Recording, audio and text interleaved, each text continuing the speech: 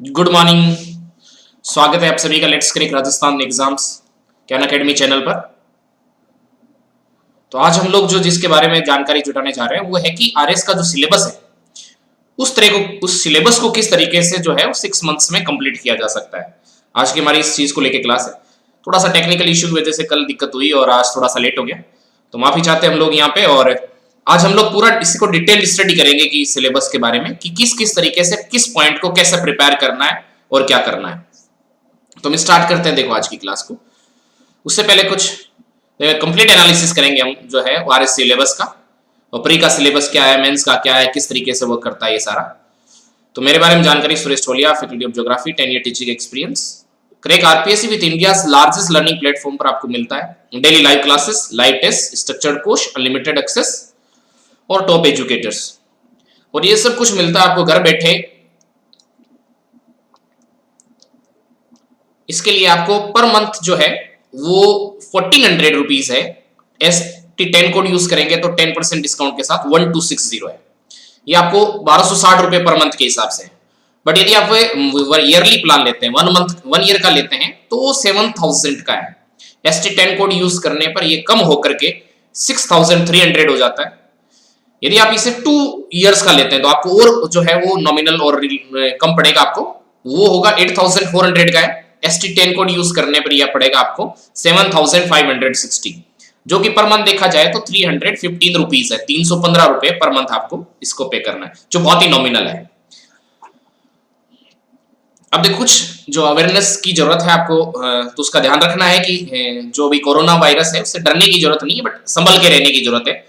तो उसके बारे में कुछ आप जानकारी रखिए। और जैसे आपको क्या नहीं करना है, तो ये एक तो ये है कि देखो जैसे आप लोग छींकते हैं, खांसते हैं, तो उस टाइम पे आपको ध्यान रखना है कि कोई व्यक्ति है आपके वो ज्यादा क्लोज नहीं, या कोई दूसरा छींक रहा है, खांस रहा है, तो भी यानी उससे दूरी पर रहो। इससे फैल सकता है वो छींकने से, खांसने से, हवा के माध्यम से, या किसी जगह पर जो पहले से वो उसके वायरस है वो किसी जगह पे मतलब कि है और आप उस एरिया को, संक्रमित एरिया है, उस रीजन के अंदर जाते हैं, तो भी इस तरह के इश्यूज हो सकते हैं। तो आपको कम से कम एक व्यक्ति से 1 मीटर की डिस्टेंस बनाए रखनी है हमेशा, चाहे रूम में रहे, चाहे घर में रहे, किसी भी जगह पे रहे। और कम अवॉइड करना है नॉर्मली कि बाहर जाए तो कम से कम जाए। और इसके लिए जो है अनअकैडमी है उसने इसी मार्च के मंथ में 20,000 स्पेशल क्लासेस लॉन्च की है, जो आप सारी एग्जाम, चाहे आप स्कूलिंग के हों, चाहे आप ग्रेजुएशन के हों, चाहे कंपटीशन के लिए प्रिपेयर कर रहे हैं, तो मार्च में हम 20,000 स्पेशल क्लासेस है अनअकैडमी ऐप पे वो फ्री अवेलेबल करवा रहे हैं। आप उन क्लासेस को ले सकते हैं। और आपको ये ध्यान रखना है कि बार बार आप हैंड वॉश है वो बहुत अच्छे ढंग से करें, और जो एल्कोहल बेस्ड सैनिटाइजर्स है उनका यूज करके हाथ साफ करें, तो आपको जो है वो इश्यूज नहीं होगा। और बार बार आंखों को, नाक को, मुंह को टच नहीं करना है आपको। ये सब चीजें आपको थोड़ी सी ध्यान रखनी है और सेफ रहना है आपको, पैनिक नहीं होना है। और लर्निंग और के लिए हम लोग आपके लिए कंटिन्यूअसली एफर्ट डाल रहे हैं, तो आप आराम से घर पे बैठ के और सारी चीजें हैं वो पढ़ सकते हैं। अब देखो 6 महीने में आरएस का संपूर्ण पाठ्यक्रम कैसे तैयार करें, इसकी क्या रणनीति होनी चाहिए, उसको लेकर के हम डिस्कशन स्टार्ट करते हैं। देखो तो देखो हमारे पास जैसे देखो फर्स्ट, आपको इतना तो सारी लोगों को आइडिया होगा, नहीं है तो कोई बात नहीं, अपन शुरू से स्टार्ट से करते हैं। तो फर्स्ट जो आपके ये 3 फेज में एग्जाम है आपका, प्रीलिम्स के लेवल पे और मेंस लेवल पे और इंटरव्यू के लेवल पे, ये 3 फेजेस होते हैं। और करीब इस एग्जाम को कंडक्ट होने में एवरेज देखा है मैंने कम से कम 2 साल तो लग ही जाते हैं। उसके बहुत सारे फेजेस हैं, बीच में कहीं एक कोर्ट का फेज भी आता है, और बहुत सारे प्री के बाद में कोर्ट, मेंस के बाद में कोर्ट, इंटरव्यू के बाद में कोर्ट, तो 5-6 चरणों में हो जाती है। लेकिन उसका कुछ कर नहीं सकते, उसको छोड़ दिया जाए तो नेगेटिविटी बातें। काम की बात है कि प्री, मेंस और इंटरव्यू के स्तर पर जो है वो क्या क्या चीजें हमें करने की जरूरत है। तो देखो सबसे पहले तो कि प्री का जो सिलेबस है वो आपके पास होना चाहिए, मेंस का सिलेबस है वो भी होना चाहिए, इंटरव्यू का कोई सिलेबस नहीं होता है। और आपको सबसे पहले कम से कम यदि आप प्रिपरेशन कर रहे हैं आरएस की, तो एटलीस्ट एक काम आपको जरूर करना है रोज, वो ये कि दिन में एक बार ये मान के चलो इस तरीके से कि हमें, जैसे सुबह सुबह उठ के नहाने के बाद में लोग हनुमान चालीसा का नियम रखते हैं कुछ लोग कि हनुमान चालीसा पढ़ना ही है, तो आपके लिए हनुमान चालीसा ही है। सिलेबस जो है वो एक बार दिन में पक्का जब आप पढ़ना स्टार्ट करें उससे पहले आप देखें ही देखें, चाहे आपको सिलेबस याद है नहीं है, आप एक बार जरूर उस सिलेबस को गो थ्रू होना है। उस सिलेबस से आपको दिन में एटलीस्ट एक बार तो ऐसा करना ही करना है, ये दिमाग में बिठा के रखनी बात। अब दूसरा चीज ये है कि आप कंपेयर कर लो उन दोनों चीजों को कि प्री का सिलेबस और मेंस का सिलेबस है उसमें कितना समानता है, प्री और मेंस के सिलेबस में सिमिलरिटी कितनी है और समानता कितनी है और भिन्नता कितनी है, यानी कितना वो डिफरेंट है और कितना वो सिमिलर है। ये दोनों चीजें आपको और ढंग से देख लेनी, यानी कितनी सिमिलरिटी है और कितना उसमें अंतर है। जो समानता वाला सिलेबस है उसको किस तरीके से कवर करना है, और जो अलग अलग से है जिसके अलग अलग पार्ट है, मान लो कि कुछ जैसे हिंदी इंग्लिश प्री में नहीं आते हैं, जो आपके साइकोलॉजी वाला पोर्शन है वो नहीं आता है, मनोविज्ञान वाला वो नहीं आता है, जो आपके पास में कुछ एक्ट वगैरह है वो नहीं आते हैं, इसके अंदर लो वाला पोर्शन है वो नहीं आता है, मैनेजमेंट वाला नहीं आता है, ऑडिटिंग अकाउंटिंग वाला पोर्शन प्रीलिम्स में नहीं आता है, तो उसको किस तरीके से कवर करना है, ये बात आपको थोड़ा सा ढंग से ध्यान रखनी है। तो प्रीलिम्स और मेंस का सिलेबस देख लेना है, कौन से पॉइंट आएंगे जो सिमिलर है, जिसकी बात आज हम करेंगे, कौन से ऐसे हैं जो प्रीलिम्स और मेंस के स्तर पर दोनों में कॉमन नहीं है, उसको मेंस में अलग है उसको देख लेना है, और उसको कैसे प्रिपेयर करना है वो देखना है। तो इन सब चीजों की बात करेंगे हम लोग। तो बहुत सारे बच्चे ऐसे हैं जिनको इश्यू ये है कि वो प्री पास नहीं कर पाते, 2 बार दे लिया किसी ने 3 बार दे लिया, 1 बार तो पक्का ही फेल हो गए, ऐसे कुछ भी लोग हैं, यानी प्री पास करना ही अपने आप में चैलेंज है। और कुछ ऐसे हैं जो कि प्री तो पास हो जाते हैं हर बार लेकिन मेंस पास नहीं होते, कुछ ऐसे हैं जो मेंस पास हो जा रहे हैं लेकिन इंटरव्यू नहीं होते। इंटरव्यू नहीं हो रहे हैं तो उसके लिए हम मान के चलते हैं कि उसमें मेंस का ही कहीं ना कहीं रोल है, मेंस में आपके अच्छे मार्क्स नहीं थे, नहीं तो इंटरव्यू आपकी रैंक डिसाइड करता है। सिलेक्शन जो है उसमें अपन ये कह सकते हैं वैसे इंपैक्ट तो होता है लेकिन इस तरह का नहीं कि आप थोड़े से अच्छे मैगजीन्स में मार्क ले आओ, इंटरव्यू में कम होने के बावजूद भी आप पास हो सकते हैं। इसका मतलब है कि मेंस का रोल जो है वो फाइनल सिलेक्शन में बहुत है। प्रीलिम्स आप जानते हैं कि क्वालिफाइंग है, इसके मार्क्स जो है जुड़ते ही नहीं है, मेंस के मार्क्स जो है ऐड होते हैं, इंटरव्यू के मार्क्स ऐड होते हैं। तो इन दोनों के मार्क्स ऐड होते हैं तो इन पे फोकस करना है। इंटरव्यू का हम इनिशियली कुछ कर नहीं सकते, लेकिन किस तरीके से इंटरव्यू की प्रिपरेशन भी साथ साथ हो जाए वो भी देखने वाली बात है। लेकिन मेंस का हम बहुत कुछ कर सकते हैं, तो उसको देखना है अपन लोगों को। तो देखो प्रीलिम्स में एक ही पेपर होगा, आपको पता है 200 मार्क्स का होगा, 3 आवर्स का होगा, यहाँ लिखा हुआ है सामान्य ज्ञान और सामान्य विज्ञान, तो 200 नंबर का है, 3 घंटे का पेपर है। यदि आप इसके क्या क्या पोर्शन है, क्या क्या चीजें कॉमन है, तो देखो राजस्थान का इतिहास, कला, संस्कृति, साहित्य, परंपरा एवं विरासत, ये प्री में भी आ रहा है मेंस में भी आ रहा है। भारत का इतिहास है, प्री में भी आ रहा है मेंस में भी आ रहा है। वर्ल्ड ज्योग्राफी है, इंडियन ज्योग्राफी है, प्री में भी आएगी मेंस में भी आएगी। राजस्थान का भूगोल प्री में भी है मेंस में भी है। पॉलिटी प्री मेंस दोनों में। राजस्थान की राजनीति प्रशासनिक व्यवस्था प्रीलिम्स और मेंस दोनों में। इकोनॉमी के कुछ टॉपिक हैं जो कि अलग हो सकते हैं, बाकी चीजें आती है। ऐसे राजस्थान की इकोनॉमी है, विज्ञान है, प्रौद्योगिकी है, बस ये एक पोर्शन है जो कि प्रीलिम्स के लेवल पे है लेकिन मेंस के लेवल पे नहीं है पिछले कुछ टाइम से। ये वाला पोर्शन जो है ये प्री में ही है केवल, मेंस में नहीं है, तो मेंस में नहीं है। तो इस पोर्शन को कैसे तैयार करें और बाकी चीजों को कैसे करें, और ये तो है ही समसामयिक घटना है। तो प्री का सिलेबस है। अब देखो यदि अपन थोड़ा सा देखें मेंस वाले सिलेबस में, तो मेंस का भी 800 मार्क्स का पेपर है, 200 के 400 मार्क पेपर 4 पेपर होते हैं, और पर डे 2 पेपर होंगे आपके, उसमें 3-3 घंटे के 4 पेपर है, पर डे 2 पेपर होते हैं, तो 2 दिन में कंप्लीट हो जाता है। 2013 के अंदर एक पेपर हुआ था, 4 दिन में 4 पेपर हो गए थे। यहां पर यह है कि पर डे 2 पेपर होते हैं तो 2 दिन में निपट जाता है काम, यानी 6 घंटे आपकी लिखने की प्रैक्टिस भी होनी चाहिए। यहां से ये बात निकल के आई है, और 6 घंटे में आप कितना कॉन्क्रीट लिख देते हैं उस बात से फर्क पड़ता है। हर आदमी को पेपर एग्जाम देने के बाद ये महसूस होता है कि उसने बहुत बेहतरीन तरीके से काम किया है, लेकिन वो बेहतरीन तरीके से कई बार नहीं हो पाता है। क्या वजह है उसकी, क्या चीज है, तो बहुत डेप्थ में आप चीजों को अपन देखेंगे आज। तो देखो पहला पेपर है, सेकंड है, थर्ड है, फोर्थ है, चारों ही सामान्य अध्ययन के हैं, यहाँ कोई ऑप्शनल वगैरह नाम की कोई चीज होती नहीं है। अब देखो अपन आते हैं सीधे सिलेबस पे। ये प्रीलिम्स का सिलेबस है जो हम देख लिया, इसके बाद मेंस का सिलेबस है, फिर कंपेयर करते हैं अपन दोनों को। ये मेंस का सिलेबस हो जाएगा आपके पास, ये 3rd यूनिट है। अब देखो सबसे पहले अपन लोग फर्स्ट पेपर पे आते हैं जो प्री और मेंस के अकॉर्डिंग काफी सिमिलर है। देखो ये प्रीलिम्स का सिलेबस है और ये मेंस का सिलेबस है हमारे पास, जिसमें आप ध्यान देंगे तो देखो एक यूनिट एक बार आपको चेक कराता हूं, उसके बाद आते हैं। देखो मेंस के सिलेबस एक बार देखो आप, फिर कंपेयर करते हैं अपन लोग।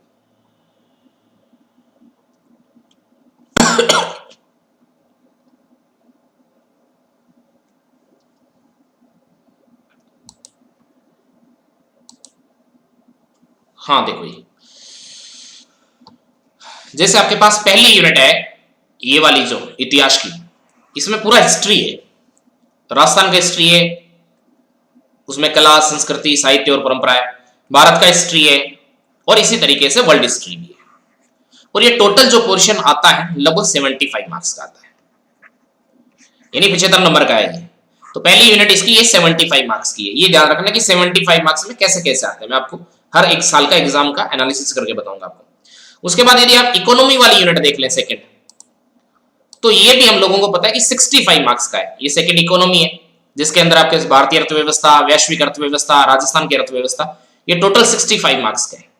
ये पोर्शन बहुत शानदार है, बहुत आराम से कवर हो सकता है और इसमें बहुत मेहनत करने के बाद भी 10 नंबर आ सकते हैं आपके, और थोड़ी कम मेहनत के बाद भी 30-35 नंबर आ सकते हैं।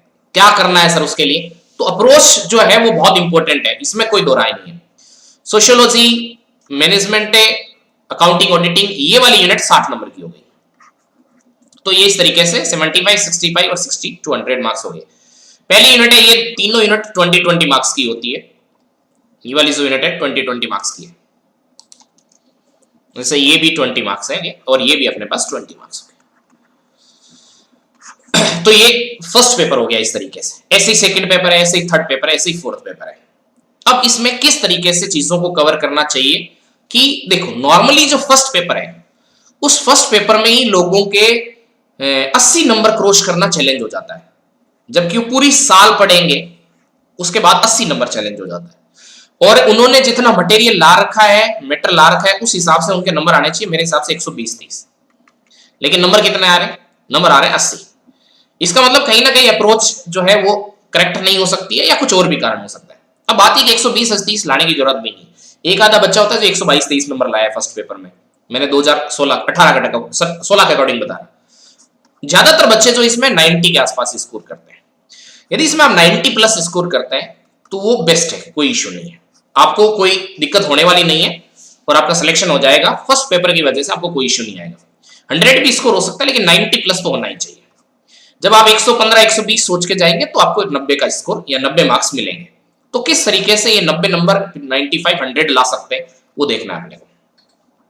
पहली चीज तो आपको ये देखनी है कि सिलेबस का, मेंस के लेवल पे बात कर रहा, परी के नहीं, सिलेबस का कोई भी पार्ट छूटना नहीं चाहिए। पहली बात तो ये देखनी, कोई भी पार्ट छूटना नहीं चाहिए, कोई भी एक पॉइंट भी कोई बचना नहीं चाहिए, सिंगल वन पॉइंट जो कि आप छोड़ के चले जाओ। इसका एक एग्जांपल देता हूं आपको मैं। ज्योग्राफी वाला जो सेक्शन है, उस ज्योग्राफी वाले सेक्शन में एक जो ज्योग्राफिकल इंडेक्स है या टाइम स्केल है, उस टाइम स्केल को लोग परेशान होकर के 2013 में भी छोड़ के गए और 2016 में भी बहुत सारे लोग छोड़ के गए। वो 2013 में भी 10 नंबर का क्वेश्चन आया और 2016 में भी 10 नंबर का क्वेश्चन आया। यदि इस 10 में से 5 नंबर भी मिले तो 5 नंबर पर, हर नंबर पर 10 बच्चा भी हो तो 50 रैंक पीछे चले गए हैं, एक क्वेश्चन या एक पोर्शन या एक सिलेबस का पार्ट छोड़ने के बाद भी। इसका मतलब है कि आपको ये काफी बार कर सकता है ये चीजें, ये ध्यान रखनी है आपको। तो इसके लिए क्या करना है, किस तरीके से कवर करना है, ये देखना है आपको। तो सिलेबस का कोई भी चैप्टर या पार्ट छूटना नहीं चाहिए, उसको आपको फुली या पूरी तरीके से उस पार्ट को या उस पोर्शन को कवर करना है। अब ये है कि सर कैसे कवर करें, कौन सी किताबें पढ़ें, किस तरीके से करें, क्योंकि ये अथाह समुद्र है, इसमें आप 10 साल भी लगाओ तो कम पड़ेंगे आपको, यानी इसके अंदर तैर सकते हैं आप 10 ईयर्स तक आप अपना साल लगा सकते हैं, उसके बावजूद भी आपको कुछ नहीं मिले हो सकता है। बहुत सारे लोगों से बात हुई है मेरी जो लगभग 10 मंथ से और 12 मंथ से होते हैं, 12 महीने, यानी एक साल के अंदर लगभग उन लोगों ने अपनी प्रिपरेशन कंप्लीट की और अच्छी खासी रैंक के साथ वो सिलेक्ट हो गए। यानी एक साल के अंदर भी, ऐसा नहीं है, बिल्कुल ऐसा मत सोचिए कि कोई एक्स्ट्रा ऑर्डिनरी है, वो कुछ बहुत बड़ा काम कर रहे हैं, ऐसा कुछ भी नहीं है। फिर भी एक साल के अंदर सिलेक्शन ले लिया है, कुछ 5 साल 10 साल में भी नहीं ले रहे। तो क्या कारण है सर 10 साल में भी नहीं हो रहा है, किसी का 1 साल में भी हो जा रहा है? क्या गलतियां हो जा रही है हम लोगों से, कौन से, जबकि सबको पता है कि किताबें लक्ष्मीकांत पढ़नी है, लक्ष्य पढ़नी है, सबको ये चीजें पता है। उसके बावजूद कोई आदमी 1 साल में इतनी किताबें कैसे पढ़ा, कैसे उसने रिटेन किया, कैसे उसने प्रीलिम्स निकाला, कैसे उसने मेंस निकाला, तो ये सब चीजें कैसे कर लेता है आदमी, और 10 साल में भी नहीं होती। कई बार देखते हैं कि जो आईक्यू लेवल जिसका कम है वो क्वालिफाई कर जा रहा है, जिसका ज्यादा है वो नहीं कर पा रहा है। तो इसका मतलब है कि कहीं ना कहीं हमारी स्ट्रेटेजी जो है, हमारी जो सोचने का अंदाज है इस सिलेबस के बारे में, वो सही नहीं है। तो पहले तो देखो एक बात ध्यान रखो, गलती सबसे पहले हम लोगों से क्या हो रही है, जो कॉमन प्रॉब्लम्स है वो डिस्कस कर लेते हैं, उसके बाद आगे चलते हैं। एक तो जैसे मेरे को ये सब ने बताया कि सर आप बुक्स बता दो कौन कौन सी पढ़नी है, कौन सी किताबें पढ़नी है। तो सबसे पहले तो दिमाग में यही आता है, और आप राय लेते हैं, चाहे मेरे से ले लें चाहे किसी और से ले लें, आपको राय क्या मिलेगी। जैसे हर सब्जेक्ट के लिए, जैसे राजस्थान इतिहास के लिए आप गोपीनाथ शर्मा पढ़ लो, गोपीनाथ की पढ़ लो, ठीक है, पढ़िए, मैंने इस किताब को, बुक को पढ़ा है। लेकिन एक चीज बताऊं आपको, इसमें इस किताब को पढ़ने के बाद इतनी इंटरेस्टिंग बुक है, इसमें कोई दो राय नहीं है, ये बहुत अच्छी बुक है, और एक एक समझ आपको बता देगी कि राजस्थान की इतिहास या राजस्थान की हिस्ट्री क्या है और उसका आधार क्या, आपके एकदम दिमाग के पाठ खुल जाएंगे, ये इसमें कोई दो राय नहीं है। लेकिन यदि आप जैसे इस किताब को एक महीने इससे साइड में रहेंगे, तब आपको इस किताब की कोई भी बात याद नहीं रहेगी, ये भी बात समझ लो। मैंने इस किताब को 3 से 4 बार पढ़ा है, और मेरे को पढ़े हुए मान लो कि अब इस बार साल भर हो गया उस किताब को पढ़े हुए, उस बुक को, अब मेरे को उस बुक की कोई भी चीज याद नहीं है। इसका मतलब है कि जब तक उस चीज का आप रिवीजन नहीं करोगे, तब तक वो चीज आपको याद नहीं रहेगी, चाहे आप कितना भी अच्छा सोर्स पढ़ लो। तो पहले, और इस तरह की गोपीनाथ जैसी आपको आरएस के लिए लगभग, यदि मैं बुक लिस्ट बताऊं, एटलीस्ट 20 बुक्स आपको पढ़नी है, 20 कम से कम पढ़नी है। तो यदि 20 किताबों का यदि रिवीजन नहीं होगा, और रिवीजन होने के बावजूद भी एग्जाम में याद आ जाएगा, ऐसा कोई जरूरी नहीं। आप यदि मेरे से कोई क्वेश्चन बीच में पूछना चाहते हैं तो आराम से पूछ लीजिएगा। अच्छा, मैं देख नहीं पाया कमेंट। रणवीर जी गुड मॉर्निंग, प्रकाश जी सुप्रभात, सभी को गुड मॉर्निंग सुप्रभात। किसी टेक्निकल इश्यू की वजह से ही मेरे को दिक्कत हो रही है, मैं कल भी क्लास लेना चाह रहा था, आज भी लेना चाह रहा था। तो एक तो मेरे को आप है ना सीधा सीधा ये बता दो कि आपको आइडियल चीजें चाहिए या प्रैक्टिकली चाहिए, इस पे अपन बात कर लेते हैं। एक तो जैसे मैं अभी आपको बता के एकदम शॉर्ट में एक चीज बताऊंगा कि आप ऐसे प्रिपेयर करो, एक तो वो तरीका हो जाएगा, लेकिन उसमें यह है कि बाद में आप कहोगे कि ऐसे थोड़ी होता है, आपको थोड़ा बुरा लग सकता है। एक है कि मैं आपको बताऊं आइडियल चीज क्या होनी चाहिए, जिसमें आदर्श में क्या होनी चाहिए, ये किताबें पढ़ो, ये पढ़ो, ये पढ़ो, ये चीज करनी है, या सच में जो हो सकता है वो करना है, आप ये डिसाइड कर लो। पहले मेरे कमेंट करके बता दो कि आपको क्या करना है, कितनी बुक्स पढ़नी है हम लोगों को, महानता साबित करनी है कि मैंने सब पढ़ा था, ये साबित करना है, या एक्चुअली हम लोगों को जो है वो सिलेक्शन की बात करनी है सिंपली। अब आप मेरे को एक बार कमेंट करके बता दो। आपको यदि बुक्स का नाम चाहिए तो मैं बिल्कुल आपको हर सब्जेक्ट की और हर पार्ट की 2-2, 3-3, 4 किताबें बता दूंगा। और आप ये चाहेंगे कि नहीं सर इसकी नहीं, तो प्रैक्टिकली बात, विकास जी कह रहे हैं सर प्रैक्टिकली बात करते हैं हम लोग। तो मेरे हिसाब से आज का जो वीडियो है ये आपके लिए एकदम क्रक्स मान लीजिएगा इसको। मैं बहुत सारे बच्चों को पढ़ाने के बाद और ये एकदम दिमाग में बिठाया हुआ है कि ये चीज है 100% हिट करने वाली डिस्कशन करते हैं आप, और कोई आदर्श बात नहीं करूंगा इसमें, जो प्रैक्टिकल होगा जैसे करना है वैसे ही करना है अपने को। तो देखो ये किताबें जितनी भी टॉपर्स बताएंगे, और मैं आपको बहुत सारे जो टॉपर्स बने हैं हम लोगों से पढ़े हैं, आईएएस में भी बने, वो भी पढ़े, हमसे भी पढ़े, तो उनसे मैं कई बार बात पूछता हूं। हाँ हाँ बिल्कुल सही बात है, सिलेक्शन की बात है, बस यही बात आज अपन यही बात करेंगे। और मैं ऑनेस्टली बताऊं ना आपको, ऑनेस्टी के साथ आपको बात बताऊं, तो मैंने बहुत सारे जो लोग सिलेक्ट हुए हैं आईएएस में, उनसे आरएस में भी पढ़ा, उनमें से बहुत सारे लोग हैं जैसे आरएस बने हैं आपके पिछली बार 1000 मान लो 700 लोग बने, उसमें से मेरे को लगता है कि बहुत सारे लोग होंगे जिन्होंने गोपीनाथ नहीं पढ़ा होगा, फिर भी उनका सिलेक्शन हो गया। और जो बचे हैं आपके पास भी से 4-5 लाख 3 लाख लोग होम भरते हैं, कम से 5 लाख के आसपास भरते हैं, 3 लाख के आसपास एग्जाम में बैठते हैं, 3 लाख लोगों में से बहुतों ने गोपीनाथ पढ़ा होगा लेकिन वो पास नहीं करे होंगे। और ये जो सिलेक्ट होने वाले हैं उनमें से बहुतों ने गोपीनाथ नहीं पढ़ा होगा फिर भी सिलेक्ट है।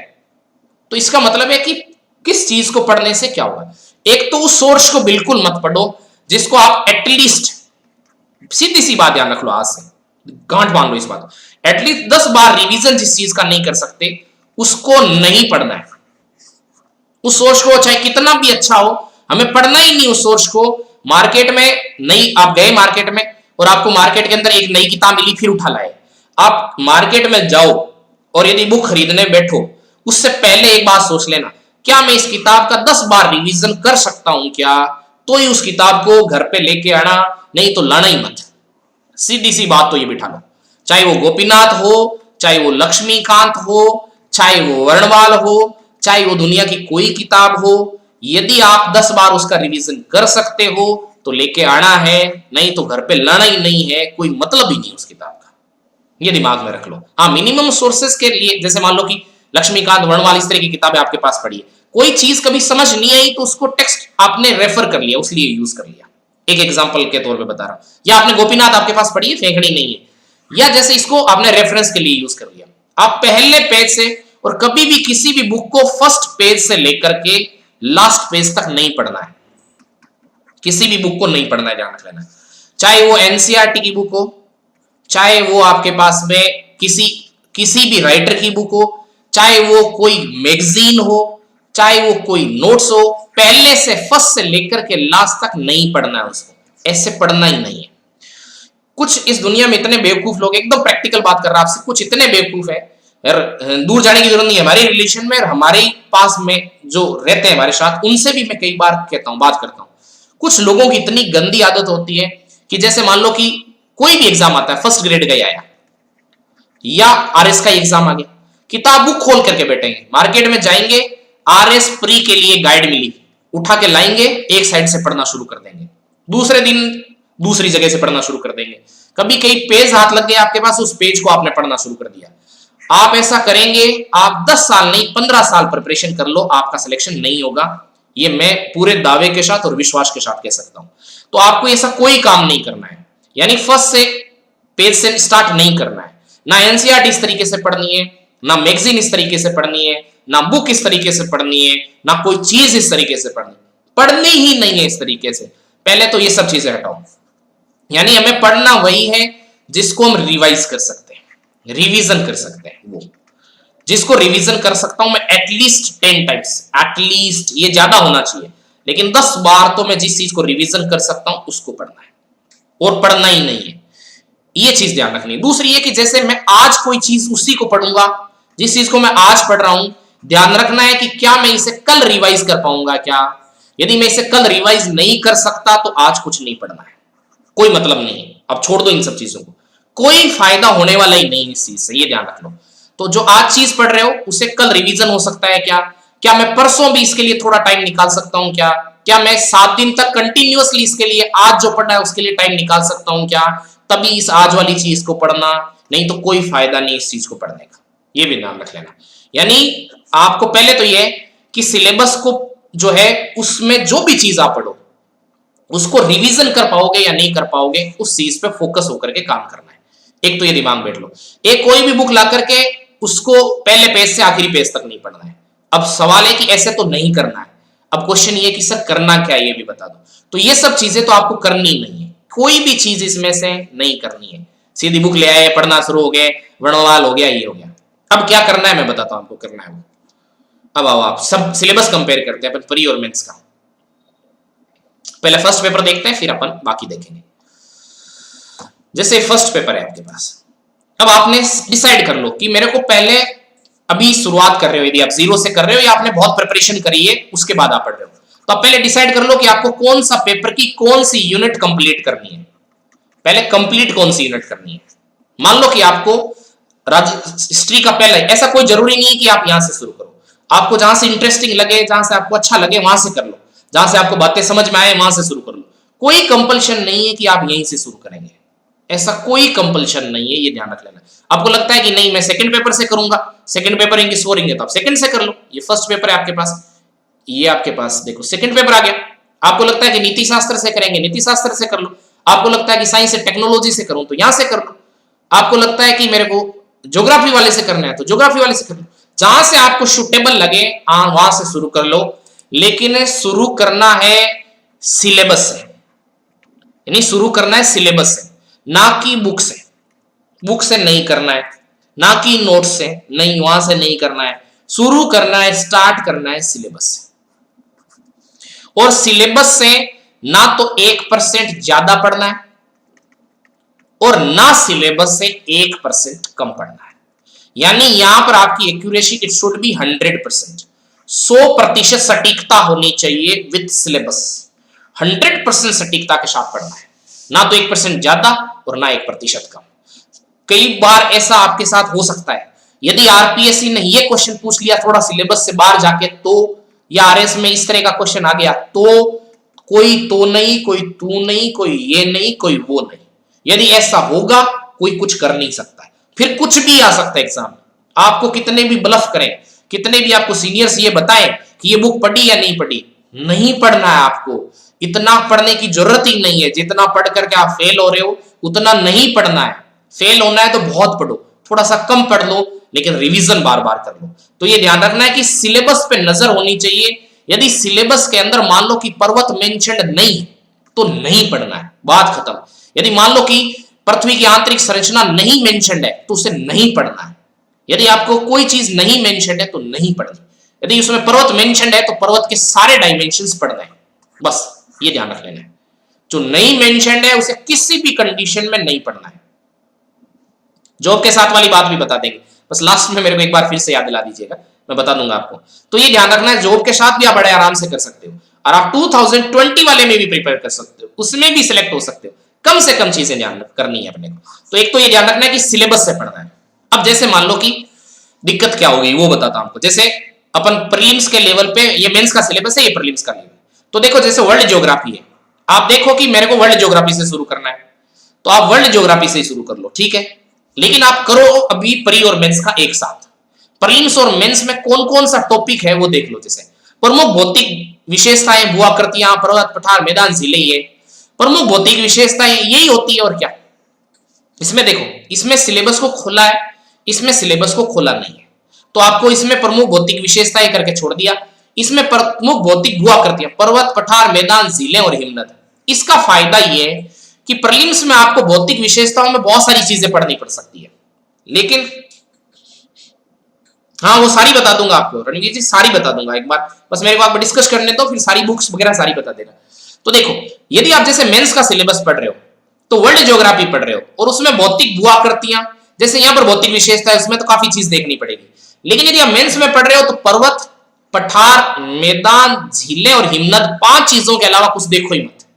बस ये 5 चीजें देख लो कि वर्ल्ड लेवल पे जैसे नॉर्थ अमेरिका में गए हो तो कौन कौन से पर्वत है, बस वो सिर्फ देख लो आप। पठार कौन से, मैदान कौन से, झीलें कौन सी, हिमनद वगैरह कौन से, वो देख लो।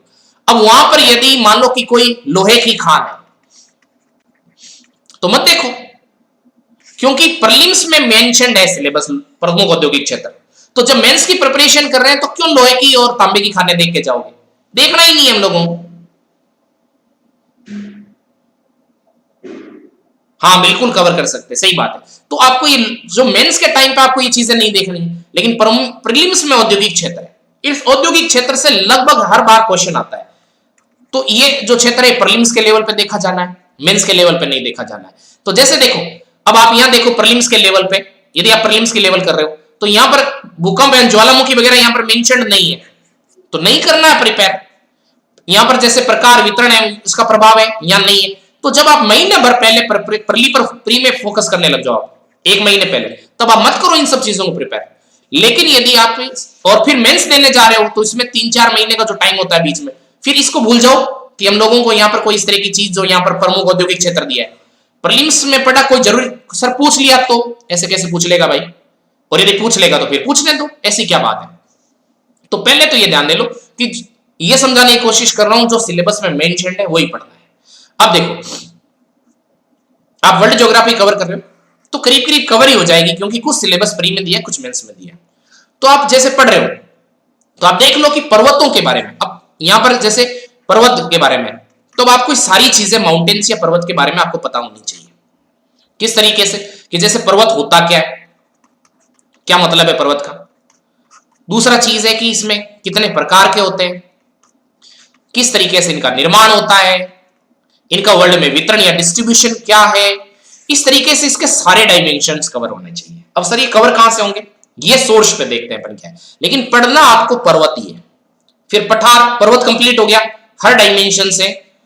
हाँ इंग्लिश मीडियम के लिए भी सारी चीजों के लिए गाइड है, अभी तो इंग्लिश हिंदी कुछ है ही नहीं, सारों के लिए गाइड कर रहा है।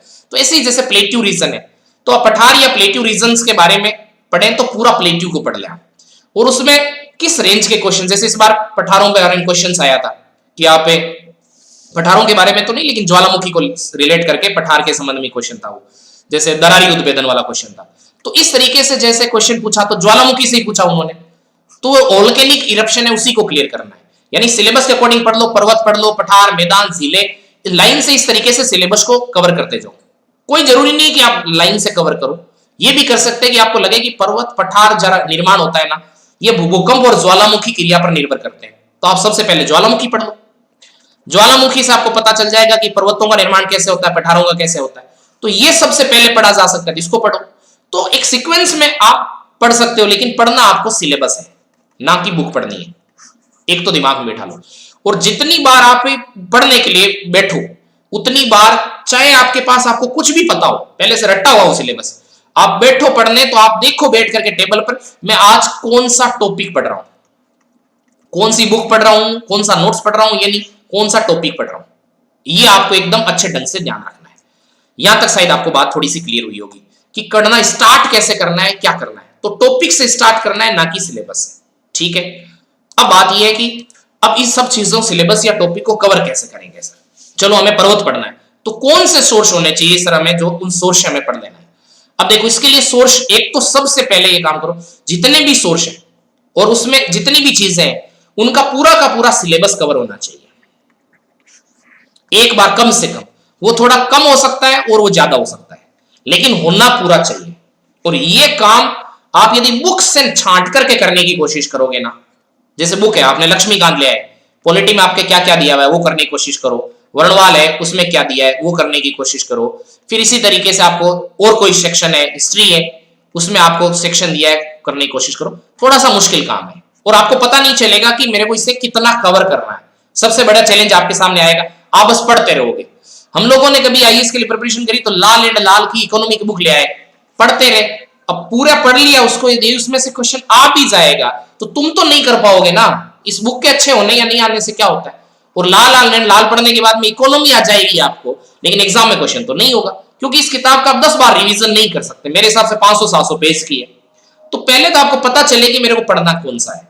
तो इसके लिए आप एक तो सबसे पहले आज से स्टार्ट कर लो कि एक तो आपको लगे कि मार्केट में कोचिंग वगैरह के किसी के नोट्स अवेलेबल है, तो एक कोचिंग है जिसको आपको बेस्ट लगे, वो थोड़ा सा जरूरी नहीं कि हम उसके सारे क्वेश्चंस आए, तो एक तो कोचिंग के नोट्स तो इकट्ठा कर लो, एक ही कोचिंग के नोट्स ले लो, किसी दूसरे के लेने की जरूरत ही नहीं, एक के ही लो, लेकिन आपको वो बेस्ट लगने चाहिए। सारे उठा के ले आओ एक बार, 2-1 हजार रुपए में आपका काम हो जाएगा, ठीक है। इससे ज्यादा कुछ नहीं करना, कर लिया। अब इससे आपको फायदा ये होगा कि उसमें पर्वत मेंशन होगा, करवाया होगा टीचर ने, और इसने जो आपको काम करना है ना अलग अलग बुकों से, वो उस टीचर ने करा है। हम कोचिंग को गाली नहीं दे रहे, ना कोचिंग को फेवर कर रहे, ना पैसा कमवा रहे, ना आपको नोट्स लेने 2 हजार रुपए खर्च करो, आज ही जाओ और ले आओ। अब लाने के बाद में उसमें ज्योग्राफी वाला पोर्शन उठाओ, पोर्शन उठा करके देखो कि पर्वत कहां है, और पहले उसको पढ़ने की कोशिश करो। अब आपसे यदि पर्वत नहीं समझ में आ रहा है ना, अब आपके साथ चैलेंज हो सकता है कि सर खुद से प्रिपरेशन करूं कैसे, जैसे वो जॉब वाले कह रहे थे कि सर जॉब के साथ कैसे प्रिपरेशन करें। कोचिंग के बारे में मैं यहां से कुछ बता नहीं सकता, आप अपने स्तर पर देख लीजिएगा, आप अपने दोस्तों से पता कर लीजिएगा, अच्छी है कोचिंग है सारी। तो देखो आप किसी भी से ले लो, नोट्स लेने के बाद में कर लिया, उसके बाद में आप ये करो कि जैसे माउंटेन है, माउंटेन जो है वो आप वीडियो डालो, उसके यूट्यूब के ऊपर डालो, आप लिख यूट्यूब पे डालो पर्वत। अब वो यूट्यूब पर आज इतना ऑनलाइन मटेरियल अवेलेबल है कि यूट्यूब पर आप देख लो कि आपको किससे पढ़ना है, आपको किससे पढ़ना बेटर लगता है। अब यूट्यूब पे पर्वत डालते ही ऐसे 100 आएंगे, 100 वीडियोस खुलेंगे। अब दिक्कत ये हो जाएगी आपको नहीं पता कि कौन से पढ़ना है, एक होगा जो आपके एग्जाम के रिलेवेंट ही नहीं होगा, तो आपको वो सोर्स पता थोड़ा सा यूट्यूब वगैरह पे करना पड़ेगा कि किसका वीडियो बढ़िया रहेगा हमारे लिए। यानी यहां पर पढ़ने से ज्यादा गाइडेंस की जरूरत है कि कौन ठीक रहेगी, कौन सी किताब ठीक रहेगी, कौन से नोट्स ठीक रहेंगे, कौन सी बुक ठीक रहेगी, कौन सा वीडियो ठीक रहेगा। अब उस वीडियो से आप पर्वत को समझ लो, समझ लिए। अब आपको ये यदि नोट्स क्लियर हो गया, कोई इश्यू नहीं है, तो इस तरीके से आप सारा सिलेबस, उसके बाद पठार कर लो, उसके बाद मैदान कर लो, उसके बाद झील कर लो, हिमनद कर लो, ये सारा सिलेबस एक बार आप नोट से कर लो, एटलीस्ट पहली बार में इतना कर लो। अब रैंक बढ़ानी है, अच्छा करना है, बुरा छोड़ो, एक बार सारा का सारा सिलेबस किसी भी नोट्स को लेकर के, ऑनलाइन सोर्स इतना अवेलेबल है, ऑफलाइन की जरूरत ही नहीं है। यदि आप जीरो से प्रिपरेशन कर रहे हैं उसके बावजूद भी जरूरत है ही नहीं। हाँ वही बता रहा मैं, प्रकाश जी वही बता रहा, जॉब के साथ कैसे तैयारी करें, तो आप भी वो नोट्स ले लो। उसके बाद में जैसे आपने पर्वत वाला रीजन है, आप इसको फोटो आपके उसमें है, किसमें मोबाइल में रखो। मोबाइल के अंदर आप एक तो सिलेबस तो रखो ही रखो हमेशा, सिलेबस के साथ साथ आप जैसे आज सिलेबस में आप कौन सा पोर्शन कर रहे हो, ज्योग्राफी वाला पोर्शन कर रहे हो, तो इसकी जो नोट्स आपके पास है उसमें उस सेक्शन की फोटो खींच लो। उस सेक्शन की फोटो खींचने के बाद में आप ले जाओ अपने साथ में। यदि वहां पर आपको टाइम मिलता है तो आप उसको बार बार देख लो। यदि आपको लगता है कि मुझे पर्वत पढ़ना है तो आप फाइन वहां पर फ्री बैठे हैं या आप आते टाइम में जाते टाइम में बस में है, गाड़ी में है, तो आप उस जगह पर उस वीडियो को सुनो जो उस टॉपिक से रिलेटेड है। 50 वीडियो नहीं सुनने, 20 नहीं सुनने, 30 नहीं सुनने, 100 नहीं सुनने, 2 नहीं सुनने, 1 सुनना है। यदि चीज क्लियर नहीं हो जाए आपको उस चीज के बारे में तो आपको 2 सुनना है, नहीं तो सिर्फ आपको एक ही वीडियो सुनना है। जैसे मान लो कि मैंने आपको अभी भौतिक प्रदेश है वो वर्ल्ड के इंडिया के भौतिक प्रदेश करवा दी मैंने। अब आप नोट्स ले लो और उतने ही भौतिक प्रदेश आप एक बार पढ़ लो। अब होना है तो इसी में हो जाना है, नहीं तो होना नहीं। इसलिए कह रहा हूं कि आपने जैसे पर्वत पढ़ लिया, उसको बाद में वीडियो से देख लिया, अब आपको उस नोट्स में वो पूरा का पूरा वीडियो आपको समझ में आ गया। अब आप सिंपल सा इतना काम करो कि रोज एक बार उसके ऊपर सरसरी नजर डालो, रोज डालो। आप नई सोर्स मत उठाओ, आप वर्णवाल को गोली मारो, आप एस के ओझा जी वाली छोड़ दो, सविंदर सिंह की छोड़ दो, वो हम बैठे ना आपके लिए, पढ़ेंगे हम लोग। हमारा क्या काम है, हमें 1 घंटे पढ़ना होता है तो 8 घंटे पढ़ना पड़ता है आपको पढ़ाने के लिए। 1 घंटा पढ़ाने के लिए 8 घंटे पढ़ते हैं, हम यही करते हैं और क्या करेंगे। आपको मैं अभी एनसीईआरटी से क्वेश्चन बता दूंगा कि कहां से आपका पूछा गया था, राघव करपास में से कौन सा क्वेश्चन आया नहीं आया बता दूंगा मैं, वर्णवाल में से कौन सा क्वेश्चन आया नहीं आया, उसमें कौन सा एग्जाम्पल दिया, हमारा काम है तुम्हारा नहीं है। और इसके बाद आप मास्टर बनोगे, फिर मेरी तरह कहीं कोचिंग में पढ़ाओगे, और इससे ज्यादा कुछ होना नहीं है। तो सीधी सी बात इतना सा है कि वीडियो देख लो और एक ही बार उस टॉपिक को देख लो और उस वीडियो से अच्छे से कवर कर लो। अब इस कसम खा लो कि मैं कम से कम इस टॉपिक को 10 बार तो पढ़ूंगा ही पढ़ूंगा, और रोज एक बार देखूंगा ही देखूंगा।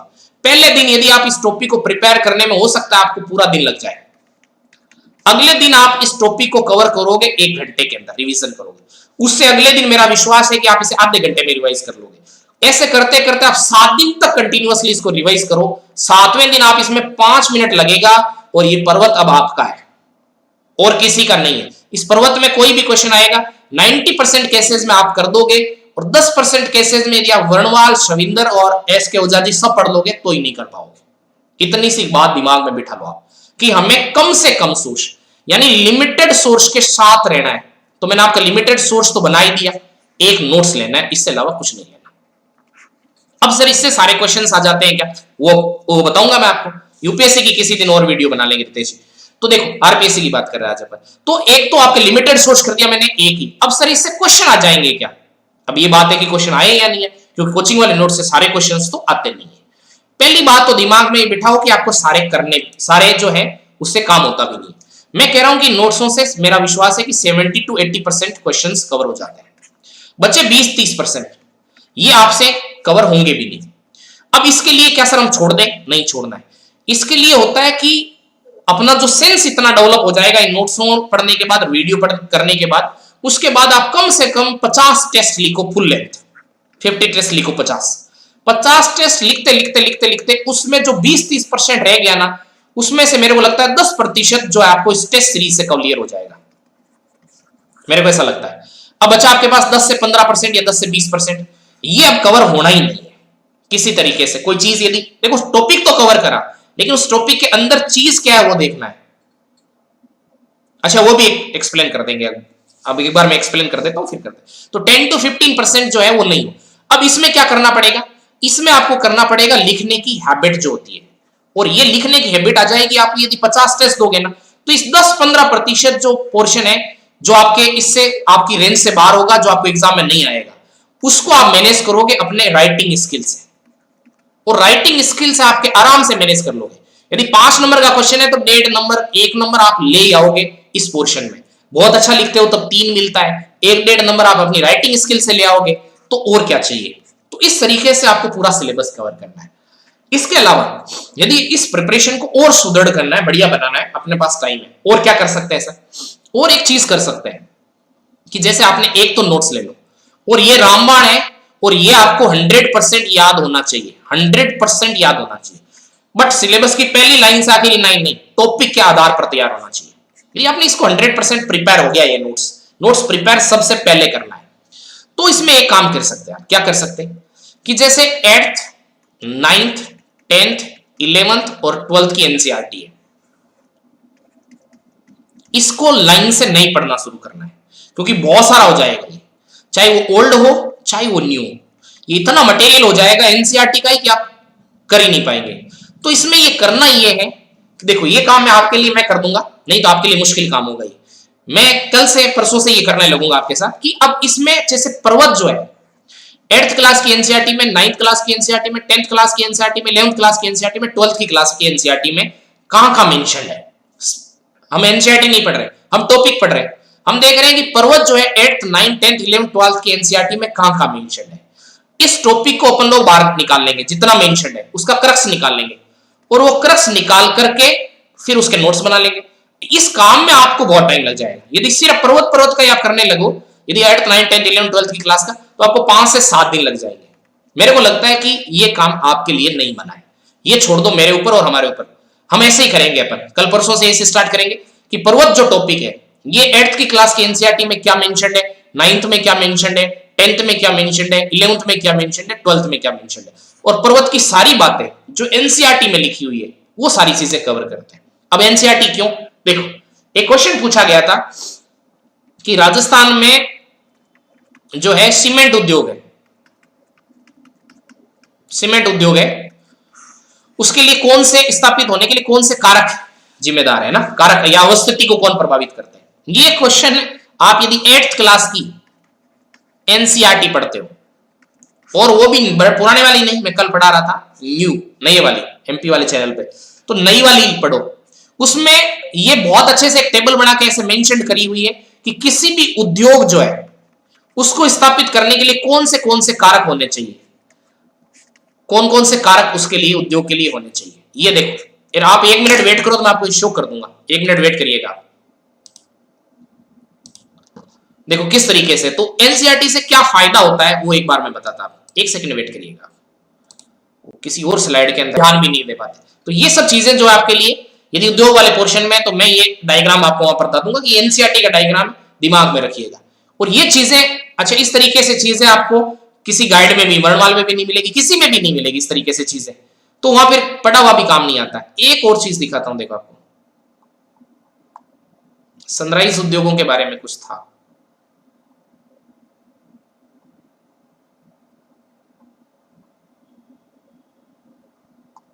कहां पर गया वो, इतना इंटरेस्टिंग नई वाली एनसीईआरटी में लिखा हुआ है, देखो नहीं यहां नहीं है, पीछे देखें,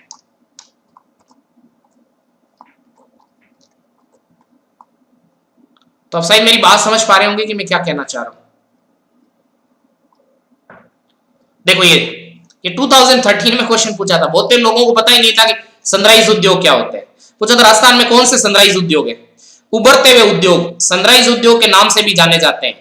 इसमें सूचना प्रौद्योगिकी, स्वास्थ्य लाभ, सत्कार, ज्ञान, ये यदि आप ये लिख के आते चारों बातें तो 2 नंबर में से 2 मिल जाता आपको। ये 2013 के पेपर में देखिएगा। तो जो भारत में सनराइज होगा राजस्थान में नहीं होंगे क्या, नाम सनराइज उद्योग का मतलब आपको पता होता। ये 8th क्लास की एनसीईआरटी का डायग्राम है।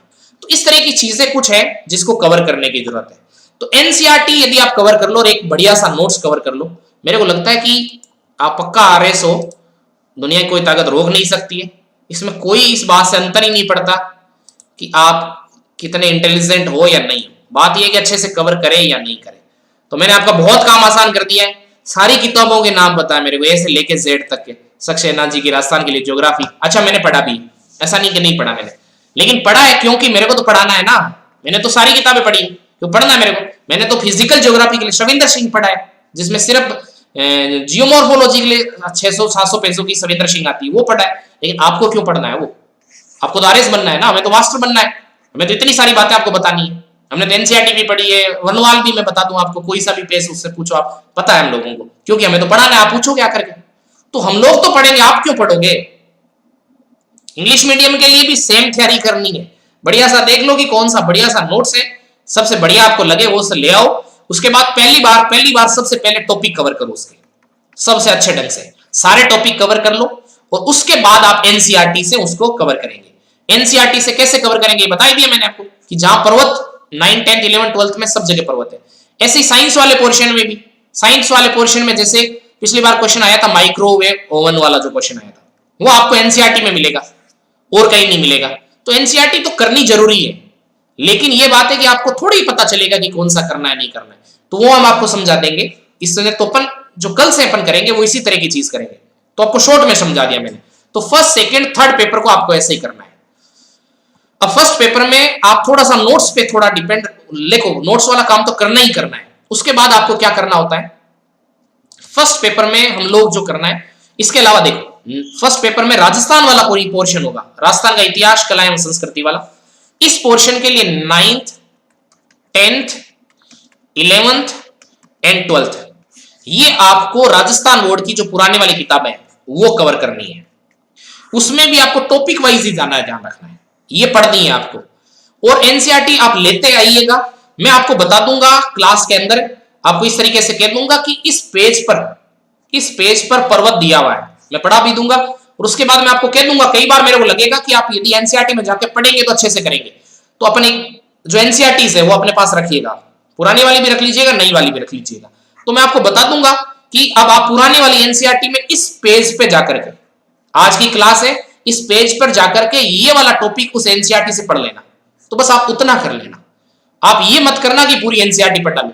आप 6 की एनसीईआरटी पढ़ के 7th में जाएंगे तब तक 6th वाली भूल जाएंगे, फिर 8th में जाएंगे तो 6 7 दोनों भूल जाएंगे, 9th में जाएंगे तो तीनों भूल जाएंगे। फायदा क्या होना है, कुछ होना तो है नहीं, केवल पढ़ने से क्या हो जाएगा। बहुत सारे बच्चे कहते हैं सर एनसीईआरटी पढ़ने का बोला, मैंने तो सारी पढ़ ली। तो पढ़ तो ली, तूने भूला कितना, सारा ही भूल गया, बहुत बढ़िया बात है, फिर तो कोई जरूरत ही नहीं। तो 9th 10th 11th 12th जो आपके पास में ये भी बुक्स है, इन बुक्स को भी आपको जो है वो पूरी तरीके से नहीं पढ़ना है, उसमें भी टॉपिक के हिसाब से आपको पढ़ना है। और टॉपिक से पढ़ने के बाद में इसके जो शॉर्ट नोट्स है वो आपको बढ़ाने नहीं है, वो मैं अवेलेबल करा दूंगा। तो अपन एक काम करते हैं, मैंने वैसे टेलीग्राम चैनल बना रखा है सुरेश ठोलिया नाम से, अपन एक बनाते हैं सुरेश ठोलिया, ये एमपी और राजस्थान दोनों का है, सुरेश ठोलिया आरएस बना देते हैं इस तरीके से। ये टेलीग्राम चैनल आज ही बना देता हूं मैं। इसमें आपको मैं खुद प्रोवाइड करा दूंगा कि 9th में जो टॉपिक है, 9th class 10th class 11th 12th उसका क्रक्स जो है वो मैं पढ़ा दूंगा आपको, और फिर उसका आपको पीडीएफ अवेलेबल करा दूंगा। तो आप इस पीडीएफ की फॉर्म में इसका ध्यान रखिएगा, या तो आप इसको निकलवा लेना शॉर्ट वगैरह कुछ करके, या फिर आप अपने नोट्स टाइप में बना लेना, लेकिन आपको इसका शॉर्ट वाला काम मैं कर दूंगा। जहां मेरे को लगेगा कि आपको पढ़ना है वहां पढ़ लीजिएगा। हाँ सही बात है, 6 7 8 लैंड एंड पीपुल है बस, हाँ वही है। तो देखो जहां मेरे को लगेगा कि नोट से काम चल जाएगा, नोट से जहां मेरे को लगेगा कि आप एक बार इस चीज को जाकर के पढ़ना, आपको 9th की क्लास में 10th में 11th 12th में आप वहां पढ़ लेना एक बार। तो ये सारी चीजें जब हो जाए, एक बार आपने पूरा ढंग से नोट्स कवर कर लिया और नोट्स की आपको सारी बातें याद होगी 100%, मैं 99 भी नहीं बोल रहा आपको, 99 भी नहीं बोल रहा, 100% याद करनी हो गई। एनसीईआरटी का पोर्शन हमने कवर कर लिया, वहां से हमारी समझ बन गई और हमें पता चल गया कि क्वेश्चन किस टाइप के आएंगे। अब आपको एग्जाम से पहले, यानी ये सब चीजें हम लोगों को कम से कम मेंस के एग्जाम से 1 महीने पहले, एटलीस्ट 1 मंथ पहले सारी चीजें 100% कवर करनी है। उसके बाद आपको 1 महीना बचेगा या 1.5 महीना बचेगा आपके पास, उस टाइम पे आपको क्या करना है, उस टाइम में आपको ये करना है कि जैसे नोट्स भी दिया आपको, तो उस नोट्स में भी टॉपिक जैसे है, जैसे मान लो कि आपके पास में किसान आंदोलन है, किसान एवं जनजाति आंदोलन है, किसान एवं जनता जानती आंदोलन जो है ये एक ही पेज के अंदर होना चाहिए, एक पेज से ज्यादा ये मैटर होना ही नहीं चाहिए। राजनीतिक जागृति या स्वतंत्र संग्राम या एकीकरण है, ये स्वतंत्र संग्राम, यानी हर टॉपिक जो है वो एक एक पेज में होना चाहिए। इस तरीके से सारी चीजें हमारे पास एक ही रजिस्टर के अंदर होनी चाहिए, एक रजिस्टर के अंदर हो जाएगी आपके पास सारी चीजें। जब वो एक रजिस्टर के अंदर हो जाएगी तो उसके की पॉइंट्स लिखे हुए होने चाहिए, उसमें वो की पॉइंट्स लिखे होने चाहिए आपके पास उस रजिस्टर के अंदर। जैसे जनजाति आंदोलन है तो उसकी खास खास कोई डेट है, कोई उसमें व्यक्ति का नाम है, जो चीजें आपको याद नहीं है वो, जैसे मान लो कि बिजोलिया किसान आंदोलन है तो बिजोलिया किसान आंदोलन की 5-7 बातें लिखनी है, पूरे कहानी नहीं लिखनी भाई ये कब आरंभ हुआ, उसके बाद में इसमें कितने चरण थे और कौन कौन लोगों ने इसका नेतृत्व किया, इसका परिणाम क्या हुआ ना। परिणाम भी आपको एक लाइन के अंदर, चरण भी जैसे 2 है तो 2, अब इसमें ये नहीं कि फर्स्ट एंड सेकंड, 2 है तो आप समझदार हो यार, पहला और दूसरा होगा। आरंभ कब हुआ, मान लो कि मेरे को डेट वगैरह उसकी याद नहीं आ रही, नेतृत्व किन लोगों ने किया, तो तो इस तरीके से हमने 4-5 बातें लिखी और इसको 4-5 बातों में ही समेट, 4-5 लाइन में ही नहीं, 4-5 बातों में ही समेटना इसको। अब ये 5-4 बातों में आ गया। अब यदि बिजोलिया किशोर आंदोलन का क्वेश्चन आए, चाहे वो 2 मार्क्स में आए, चाहे 5 मार्क्स में आए, चाहे वो 10 मार्क्स में आए, आपको ये इतनी बातें जो आपके नोट्स में है ये तो हर हालत में उसमें मेंशन करनी है। किसी भी कंडीशन में आपको चूकना नहीं है। 2 मार्क्स का है तो भी नहीं चूकना है, 5 मार्क्स का है तो भी नहीं चूकना है, और 10 का है तो भी नहीं चूकना है। किसी भी तरीके से क्वेश्चन पूछे, एटलीस्ट इतनी बातें, 4-5 बातें लिखनी है। उसके बाद आपको ये काम करना है कि आप उसके बाद आप जो चीजें पूछी गई वो एक्सप्लेन कर दो, या जो पूछी गई उसको शुरू में एक्सप्लेन कर दो, लास्ट में इतनी बातें उसमें और लिख दो। हर हालत में लिखना है, क्योंकि आरपीएससी को जो है फैक्ट देखने के बाद ही लगता है कि इसने कुछ लिखा है और वहीं से आपकी मोक्ष प्राप्त करने का सर्टिफिकेट मिलता है। तो दिमाग में बिठा लेना है कि हर हालत में इस तरह की चीजें मेरे को लिखनी है। तो ये जो अपने पास में एक रजिस्टर के अंदर चीजें बनी है, ये पूरा का पूरा रजिस्टर जो है हम एग्जाम में उतार के आने वाले हैं, लिख के आने वाले हैं। अब वो चाहे क्वेश्चन एनालिटिकल पूछेगा तो हम थोड़ा एनालिसिस करने के बाद भी फैक्ट जरूर देंगे, चाहे यदि वो फैक्ट पूछेगा तो हम लिखेंगे, और इतना शॉर्ट नोट्स आपके पास हो जाएगा तब आप समझ पाओगे कि मुझे कहां पर टेबल बनानी है, कहां पर मेरे को डायग्राम बनाना है, कहां पर मेरे को मैप बनाना है। ये सब चीजें आप तब समझोगे। तो इतने शॉर्ट में मैंने आपको चीजें बताई है। 50 किताबें पढ़ लो, ये कर लो, वो कर लो, कर तो आप सब लोगे और करा भी जा सकता है, लेकिन उसके बाद जो होता है ना, वो उसका अनुभव हम लोगों को है, आपको है नहीं।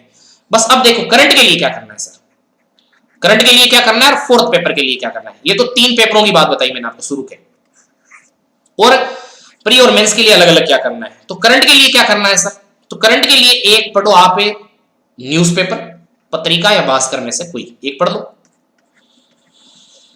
उसके बाद क्या करना है सर, उसके अलावा आप एक काम और करो, उसके अलावा ये करो आप कि क्रोनोलॉजी जो है वो क्रोनोलॉजी पढ़ो आप। अब क्रोनोलॉजी में भी कौन कौन सी चीजें पढ़ने की होती है, कौन सी नहीं, पूरी फर्स्ट लाइन से लास्ट लाइन नहीं पढ़नी होती है। ये मैं आपको 2-3 क्रोनोलॉजी है वो करके बताता हूं। मुश्किल से इसमें पूरी क्रोनोलॉजी को करने में 2 घंटे से ज्यादा का टाइम नहीं लगता है। यानी आप 1 महीने से आती है, 10-12 रुपए की होती है, और 2 घंटे में आपका इस क्रोनोलॉजी से काम हो जाता है। 2 आवर्स काफी है इसके लिए, तो 2 घंटे सफिशिएंट है, तो 2 घंटे में पढ़ लिया। अब इसका भी उतनी बार रिवीजन होना चाहिए। यानी जैसे आपने अभी अप्रैल की मैगजीन, मार्च की मैगजीन ली, तो इस मार्च की मैगजीन अप्रैल में आएगी, तो आप इसके अंदर इसको पढ़ लो एक बार 2 घंटे में, उसको हर 2-3 दिन बाद में इसको रिवाइज करो, हर 2-3 दिन बाद में, और ये एग्जाम तक रिवीजन होना चाहिए। इतनी बार रिवीजन हो जाना चाहिए कि एग्जाम में आपको याद आए, वो चीज एज इट इज याद आए, लाइन तक याद आए। तो आपको इसका करना है। एक तो क्रोनोलॉजी हो गया, पत्रिका भास्कर आप जनरल फॉर्म में पढ़ते रहो। इसके अलावा जो आपको एक करना है वो ये करना है कि राज्यसभा टीवी वगैरह देख सकते हो आप, ज्यादा से ज्यादा। कोई टॉपिक आ रहा है, जैसे कोरोना वायरस चल रहा है, तो इस पे उन्होंने एक डिस्कशन आएगा उसके ऊपर कोरोना वायरस को लेकर के, तो वो डिस्कशन आप जरूर देखो। इतना कर सकते हो आप, इससे ज्यादा करने की जरूरत है नहीं। तो वो टॉपिक देख लो, एक बार डिस्कशन होता है। इससे भी ज्यादा करना चाहते हो तो दृष्टि की एक मैगजीन आती है मंथली, उसको लेके आओ, और 1-2 मैगजीन्स में आपको करवा के बता दूंगा कि कैसे कैसे पढ़ना होता है। तो इसमें से सारी चीजें उसमें भी नहीं पढ़नी होती, कुछ चीजें आईएएस के अकॉर्डिंग होती है, हमें आरएस के अकॉर्डिंग करनी है, तो कौन सी चीजें पढ़नी है, तो मंथली मैगजीन कर सकते हैं आप, और इतनी चीजें से ज्यादा नहीं करना है। सबसे ज्यादा इसमें जो फोकस्ड करना है आपको वो क्रोनोलॉजी पर करना है। 70% तक टाइम आपको इसको देना है, बाकी सब चीजों को आपको टाइम 30% देना है। पिछली बार प्रीलिम्स का यदि आप पेपर देख लो तो मेरे को लगता है कि 90% करंट के क्वेश्चंस क्रोनोलॉजी में से थे, क्रोनोलॉजी में से थे, और बहुत सारे क्वेश्चंस आए थे करंट के, और 80-90% जो है वो क्रोनोलॉजी में से थे। तो और क्या चाहिए आपको, सर मूमल पढ़ लूं क्या, सर ये पढ़ लूं क्या? अरे सारी दुनिया पढ़ ले, कौन मना कर रहा है भाई तेरे को, लेकिन कम से कम इतना तो कर ले। तो सोर्सेस लिमिटेड कर दो, और कुछ करना नहीं है। ये चीज हो गई आपके पास में। अब सर और क्या कर सकते हैं, फोर्थ पेपर के लिए क्या कर सकते हैं, और फिर प्रीलिम्स के लिए अलग से क्या कर सकते हैं। 2 चीजें अपने पास। फिर तुम्हारे कोई क्वेश्चन होगा तो जरूर दूंगा। योजना वगैरह जो है, कुरुक्षेत्र, ये सब रहने दो, होगी नहीं, तुम लोगों से फैलाने की जरूरत ही नहीं है। सिर्फ आप इतना कर लो राजीव जी कि योजना वगैरह की बजाय राज्यसभा में कोई डिस्कशन आता है तो उसको सुन लो, क्योंकि योजना में एक जनरल फॉर्म में लिखा होता है कुरुक्षेत्र योजना वगैरह में, तो वो चीजें थोड़ी सी कवर करना मुश्किल हो जाता है। किस तरह के क्वेश्चंस किस सेक्शन में आते हैं वो मैं एक बार वो डिस्कशन कर दूंगा, काफी लंबा हो जाएगा मेरे को लग रहा है वीडियो, लेकिन कोई बात नहीं। तो देखो इसमें फोर्थ पेपर को कैसे कवर करोगे। फोर्थ पेपर, एक बात ये ध्यान रखनी है कि वन डे में, एक दिन में नहीं होगा, एक दिन में ये पेपर हो ही नहीं सकता है।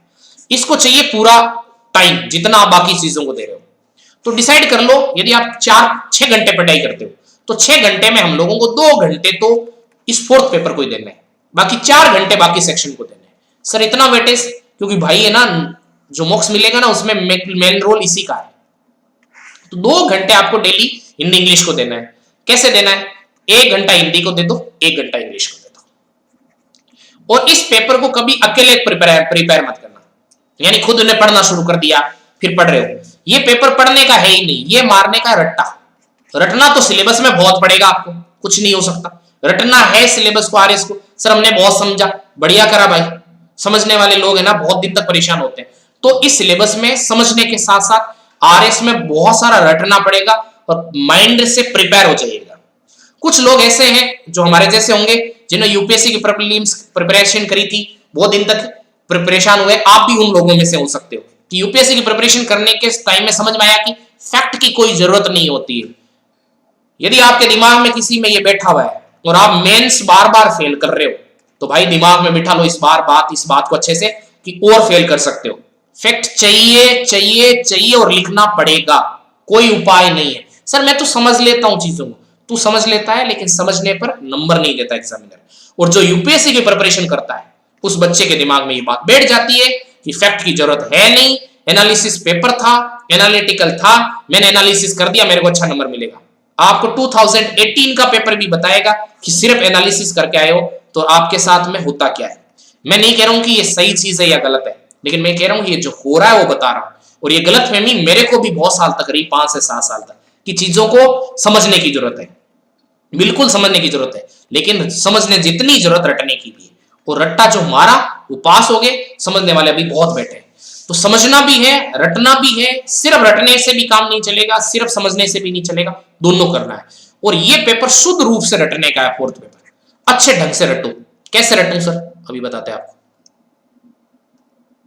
बातें तो समझ आ रही ना आपको मेरी? अजीब लग सकती है, महानता वाली बातें नहीं है ना इसमें। महानता भी तो होनी चाहिए ना। सर ऐसे थोड़ी होता है, नहीं ऐसे नहीं होता ना। देखो संधि, देखो समझने वाली बात, कोचिंग की इसमें जरूरत ही नहीं है। इसमें किसी कोचिंग की जरूरत नहीं है। टाइम ही खराब है, कुछ होता नहीं है। क्योंकि कोचिंग में ले देख के जो पढ़ाएंगे ना, वो पढ़ाएंगे संधि और संधि विच्छेद। ये बात है समझने वाली, और कोई बात इसमें समझने वाली है ही नहीं। और उपसर्ग जो है, जो पढ़ा रहा है उनको खुद याद नहीं है, कहेंगे रट लो। पर्यायवाची रटना पड़ेगा, विलोम शब्द रटना पड़ेगा, शब्द रटने पड़ेंगे, वाक्यांश के लिए शब्द रटने पड़ेंगे, सब शुद्ध वाक्य शुद्ध प्रैक्टिस करने पड़ेंगे, मुहावरे रटने पड़ेंगे, लोकोक्तियां रटनी पड़ेगी, इनकी प्रैक्टिस कर रटने पड़ेंगे। फिर संक्षिप्तीकरण लिए प्रैक्टिस करनी पड़ेगी, प्रैक्टिस करनी पड़ेगी, प्रैक्टिस करनी पड़ेगी, प्रैक्टिस करनी पड़ेगी, प्रैक्टिस करनी पड़ेगी। तो ये 50 नंबर प्रैक्टिस, और ये जो नंबर है आपके पास, ये मारो रट्टा, इसको मारो रट्टा। तो लिख लो बोले, ये रटना है, वो प्रैक्टिस करना है। क्या कर लेंगे इसमें कोचिंग वाले? यदि चाहे आप इसमें हिंदी मीडियम हो चाहे इंग्लिश मीडियम हो, कुछ नहीं होना, ना हिंदी से होना ना कुछ इंग्लिश से होना। इसमें जो रटेगा तो हिंदी मीडियम वाला भी नंबर लाएगा, इंग्लिश मीडियम वाला भी लाएगा। नहीं रटोगे नंबर नहीं आएंगे। तो एकदम बढ़िया तरीके से ये दिमाग में बिठा लो कि भाई इसे तो घोट के पीना है और कोई उपाय नहीं। सर आरएस ऐसे थोड़ी बनते हैं सर, इतने बड़े अधिकारी बना रहे हैं, वो थोड़ी चाहते रटना। कोई चाहता है नहीं चाहता पूछा नहीं है, सिलेबस में दिया है, तुम्हारी शक्ल देख के नंबर मिल नहीं रहे, सीधा सीधा याद करो, बात सीधी सी खत्म हो जाती है यहाँ पे। तो एक चीज है संधि रटने वाली। अब इसके लिए कोचिंग क्यों करोगे? कोई यूट्यूब पे वीडियो देख लो और उसके सारे पार्ट क्लियर कर लो। 3 प्रकार की संधि है, उसके फिर सब पार्ट्स है, वो सारे कर लो। तो स्वर संधि है, एक बार वीडियो पे डालो, स्वर संधि पढ़ो, और राघव प्रकाश जी जिंदाबाद, उसमें से प्रैक्टिस करो, काम खत्म। सर हिंदी के लिए कौन सी बुक पढ़े? भाई साहब पिछली बार तक हम यदि राघव प्रकाश कहते थे ना तो भगवान थे ये। आरएस के लिए 50 में से 50 ही नंबर मान के चलो कि सीधे इसमें से आते थे। इस बार नहीं आए, 35-40 नंबर का ही आया है। और दोनों हिंदी वाली माध्यमिक शिक्षा बोर्ड वाली ले लो, मैं सब बता दूंगा, आप निश्चिंत रहो, बस मेरे को याद दिलाते रहो कि क्या क्या करना है। प्रकाश जी बुक लेनी नहीं है, बता रहा ना मैं, एनसीईआरटी लेनी है और मैं बता दूंगा कहां कहां से पढ़ना है, और नोट्स ले लो एक बढ़िया तरीके से पढ़ डालो। इतनी सारी बुक्स ले लोगे, क्या करना है? ये बात समझा है मेरे भैया? तो आप लेट आए थे या बात मेरी समझे नहीं है क्या? कुछ कहना चाह रहे हैं क्या? देखो तो देखो, माध्यमिक शिक्षा बोर्ड की किताबें ले लो और राघव प्रकाश ले लो। अब बात ये है कि और कौन सी ले लें? इंद्राशोक ले लो, बाकी एक बिहारी जी वगैरह जो है उनकी है। सब में मिला के भी काम नहीं हुआ। ये 35-40 काम नंबर का काम हुआ है, 40 नंबर मान लो दोनों में से, तो 40 नंबर का काम माध्यमिक शिक्षा बोर्ड और राघव प्रकाश में से हुआ है। तो यदि 40 भी हो रहा है तो खराब नहीं है ना। तो तुम्हारे अकेले के ही तो नहीं हो रहा, बता दूंगा प्रैक्टिस सेट बता दूंगा। तो देखो 40 नंबर आपके अकेले के तो नहीं हुए ना, सबके ही तो 40 नंबर का ही आया। 10 नंबर का किसी के नहीं आया तो तुम काहे परेशान हो रहे हो? सभी को प्रभावित करेगा, तो सभी को प्रभावित करेगा, हमें भी करे, कोई इश्यू नहीं। जो किसी और को ना करे वो हमें भी नहीं करे, दैट्स इट, इतनी सी बात है। तो सोर्सेस कॉमन है। अभी आपको कोई किताब और नहीं पढ़नी है, किसी में से आ गया तो जरूर नहीं कि अगली बार उसमें से आए। तो राघव प्रकाश जी और माध्यमिक शिक्षा बोर्ड जिंदाबाद। इससे बाहर माध्यमिक शिक्षा बोर्ड की जो पुराने वाली किताब है ले लो और रटना शुरू करो। कैसे रटे सर, ये बताता हूं आपको। तो इतना यही सेम सोर्स है, बदलना नहीं है अभी, सोर्स ध्यान रखना है, क्योंकि 40 नंबर का आता है, 50 में से बहुत है, कोई बात नहीं है। फिर कुछ टेस्ट सीरीज वगैरह देते रहो, 2-4 का उसमें कवर हो जाएगा, 42-43 नंबर आ जाएंगे, बहुत है, कोई टेंशन नहीं है। अब देखो कैसे याद करना है। तो इसमें रखो तुम लोग 4 से 5 लोगों का ग्रुप, और पूरी आरएस की प्रिपरेशन में यदि आप 4-5 लोगों का ग्रुप बना लो तो आपको चारों पांचों को सिलेक्शन होने से कोई नहीं रोक सकता। एक तो इसमें इंडिविजुअल स्टडी नहीं करनी है, पूरे सिलेबस में नहीं करनी है, क्योंकि आपको कभी पता ही नहीं चलेगा कि आप क्या कर रहे हैं, और आप अपने या तो अपने को महान मानेंगे या अपने आप को डिप्रेशन में ले जाएंगे। तो 4-5 लोग रहो आप, और 4-5 लोग रहोगे तो एक तो कंटिन्यूटी बनी रहेगी, और एक पहले दिन डिसाइड कर लो कि कल का टास्क क्या है। चारों पांचों लोग अपने जैसे लोगों का बना लो ग्रुप, लेकिन वो ग्रुप है उसमें आपको करना क्या है? उस ग्रुप में आपको एक चीज करनी है कि दूसरे के जीवन में ज्यादा इंटरफेयर नहीं करना है। जब हम ग्रुप बनाते हैं तो इसका मतलब हो जाता है कि उसकी लाइफ ने हमने खरीद ली है। ऐसा नहीं, तो आज टाइम पे नहाया क्यों नहीं, तूने आज ऐसा क्यों नहीं किया यार, कभी सेव तो बना लिया अगर हमारे ग्रुप का सदस्य मेंबर है तो। अरे तो ग्रुप का मेंबर है, शादी थोड़ी करनी है इससे तुम्हें, तुम अपने पढ़ाई पर ध्यान दो ना यार, तुम ऐसे कैसे रहते हो, तुम तो नेगेटिव सोचते हो। भाड़ में जाए नेगेटिव पॉजिटिव, तुम्हारा ग्रुप में पढ़ाई हो रही है नहीं हो रही है, सिंपल सा मतलब ये रखो कि उस ग्रुप में पढ़ाई हो रही है नहीं हो रही। अगला नहा रहा है नहीं नहा रहा है, खा रहा है नहीं खा रहा है, तेल लगा रहा है नहीं लगा रहा, क्रीम लगा रहा है नहीं लगा रहा, तुम्हें क्या लेना देना उससे? हाँ, इसको दोनों का साथ कैसे कर सकते हैं मैं पहले ये बातें बता दूं फिर वो बता दूं। तो आप सिर्फ ग्रुप में इस चीजों को ध्यान रखोगे, टास्क दोगे, ग्रुप का टास्क होगा, उसके लिए आप टेलीग्राम चैनल बना लो या 4-5 लोगों का व्हाट्सएप चैनल ग्रुप बना लो।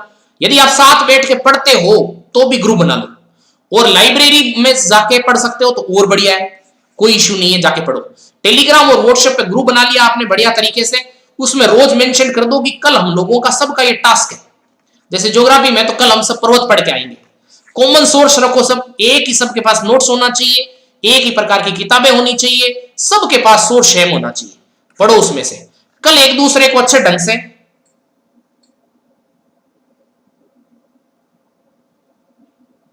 अच्छा कोई बात नहीं, फिर नहीं कर सकते तो कुछ नहीं कर सकते। मैंने नहीं दिया, मैं ये सब चीजों से बहुत पहले बाहर हो गया। पढ़ाता हूं मैं आरएसए वाले बच्चों को, लेकिन एग्जाम देने मैंने बहुत पहले छोड़ दिया। तो पढ़ाई वढ़ाई देखो, जैसे इसमें ग्रुप नहीं कर सकते तो फिर कोई बात ही नहीं है, फिर अपन देखेंगे उसका क्या सॉल्यूशन हो सकता है।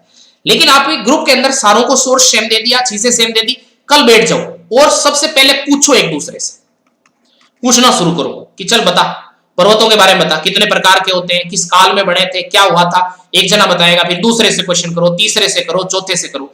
हिंदी वगैरह में जैसे आप इस तरीके से करना शुरू करो कि हिंदी का आप कैसे टास्क दोगे कि हम जो है कल एक तो सबसे पहले स्वर संधि जो है या ये करके आएंगे, स्वर संधि के भी अंदर मान लो पार्ट है तो हम ये पहले वाला पार्ट करके आएंगे। तो इस तरीके से ये टास्क दे दिया। उपसर्ग है, प्रत्यय है, ये पर्यायवाची शब्द है, विलोम शब्द है। मान लो कि आप कह रहे हो कि ये कर रहे हैं तो सबके 10-10 ले लो। मैं बच्चों को ऐसे याद कराता था कि 10 उपसर्ग दे दिए शुरू के पेज नंबर से, राघव प्रकाश जी जिंदाबाद, पेज नंबर 201, मान लो 201 पेज नंबर पढ़ के आना है, यहाँ पर 204 नंबर पेज पढ़ के आना है, यहाँ 205 नंबर पेज पढ़ के आना है, यहाँ 206 नंबर पेज पढ़ के आना है। ऐसे मान लो कि ऐसे पढ़ के आना है, और फिर कल पूछो सब, और रोज रिवीजन करो उसका। पूछना है पीछे वाले से भी पूछ सकते हैं। ये नहीं कि कल 202 पेज आ गया तो 201 से कोई मतलब नहीं। रोज रिवीजन करो और मैं आपको विश्वास दिलाता हूं जब तक 50 बार रिवीजन नहीं हो जाएगा राघव प्रकाश का, तब तक इस राघव प्रकाश को पढ़ने का मतलब ही नहीं है। तो मैं सुरेश ठोलिया नाम से है चैनल, लेकिन मैं आज सुरेश ठोलिया आरएस नाम से और बना दूंगा, तो आप उसमें जुड़िएगा, सुरेश ठोलिया आरएस। इसमें मैं आपको नोट्स भी प्रोवाइड करा दूंगा, स्ट्रेटेजी भी बता दूंगा, टास्क भी दे दूंगा। हाँ बिल्कुल, तो सारी चीजें कर दूंगा। तो आप इस तरीके से देना है, आपको अगले को टास्क दे देनी है, अगले दिन पूछना है, 50 बार रिवीजन का हिंदी इंग्लिश में टारगेट रखना है। सब शुद्धि वाक्य शुद्धि में रोज जो है 10-20 शब्द जो है लिखने हैं, देखने लिख के। और लिख के कैसे देखोगे, ऐसे नहीं कि एक एक शब्द लिख के देख रहे हो। पहले आप ऐसे काम करो, जैसे एक लाइन से 10 वर्ड उठा लिया आपने, 10 वर्ड उठा के एक साइड में हाथ रख लिया आपने, हाथ रख के और एक पेज के ऊपर लिखो उनके नाम, लिख के याद करो तुम इसको कि लिख के मैं सही लिख रहा हूं गलत लिख रहा हूं, कल भी इनको वापस लिखो। इस तरीके से मेहनत बहुत लगेगी आपकी, ये मैं मान के चलता हूं, लेकिन काम सॉलिड होगा फिर। ये नहीं कि आज लिख लिया 10 दिन तक नहीं लिखा, कोई मतलब नहीं है। तो रिवीजन सटीक तरीके से करो और बार बार उन चीजों को लिखो, ये ध्यान रखनी है। इसी तरीके से जैसे परिभाषिक शब्दावली है, इंग्लिश इनकी कमजोर है, इसमें बहुत सारे वर्ड है, बहुत डर लगेगा कि आपको कि परिभाषिक शब्दावली है मैं कैसे याद करूं सर, करनी पड़ेगी। 4 में से 2 ही आए थे राघव प्रकाश में से, लेकिन 2 तो आए थे ना भाई, कम है क्या 2? तो ये 2 नंबर मिलते हैं, 2 नंबर पे ना 20 लोग होते हैं, तो ऐसे सोचो तुम लोग। तो ये परिभाषिक शब्दावली जो है ये भी याद करनी है, ये भी करनी है। उसी तरीके से 10 वर्ड्स का टारगेट रख के रट्टा मार लो, और इसको रट्टा मार लिया काम हो गया है। और ये प्री के बाद एग्जाम के बाद नहीं हो पाएगा। अब ये डिसाइड कर लो कि 2020 में मेरे को तो दिसंबर में एग्जाम ही देना है, बस कुछ करना ही नहीं। उस हिसाब से वर्ड्स वगैरह याद करने की कोशिश शुरू कर दो, ठीक है ना। ये हिंदी वाला पोर्शन ऐसे करना है। अब ये सर लिखने वाला कैसे करना है, लिखने वाला भी बताता हूं मैं आपको। हिंदी वाला ये कैसे करना है, गद्यावतरण का उचित शीर्षक एवं लगभग एक थी, ये जो चीजें हैं ये राघव प्रकाश में दी है। एक रोज गद्यांश का प्रैक्टिस करो, एक रोज नहीं कर सकते 2-3 दिन से करो। जब संस्कृतिकरण खत्म हो जाए और आपने लिखने की प्रैक्टिस शुरू करी तो पलवन स्टार्ट कर दो, पत्र लेखन स्टार्ट कर दो और एक एक करके लिखो। लेकिन जब आप पलवन कर रहे हो तो एक बार संक्षिप्तीकरण का फॉर्मेट 1 मिनट के अंदर बनाओ जरूर। जब आप पत्र लेखन कर रहे हो और ये दोनों चीजें कंप्लीट हो गई है और पत्र लेखन आप सीख रहे हो, उस टाइम पे भी जब लिखने बैठो तो एक बार 1-1 मिनट में ही, ज्यादा नहीं, यहां पर मैं ये लिखूंगा, यहां पर मैं ये लिखूंगा, यहां पर मैं ये लिखूंगा, इसके राइट साइड में डेट आएगी, यहां पर प्लेस आएगा, नीचे ये आएगा, प्रेषक आएंगे, प्रेषिती आएंगे, ये आएंगे, ये ऐसे बढ़ाओ फॉर्मेट। 1-1 मिनट ही दो, टाइम कम से कम देते हुए। अब वैकेंसी वगैरह की बात करेंगे, अभी बहुत सारी बातें मेरे को बतानी है। तो देखो, तो इस तरीके से चीजों को आपको कवर करना है बहुत ढंग से। प्रारूप लेखन है, ये सारी चीजें इसी तरीके से आपको कवर करनी है। अनुवाद है, तो थोड़ा थोड़ा काम करना है और एक भी सिलेबस का पॉइंट छोड़ना नहीं है, ये ध्यान रख लेना है। अब देखो, अब एक चीज जो इसमें काम की वो बताता हूं आपको, वो सारी बातें थी। अब जो थर्ड पेपर है ना उसकी बात करते, देखो सिर्फ फर्स्ट पेपर के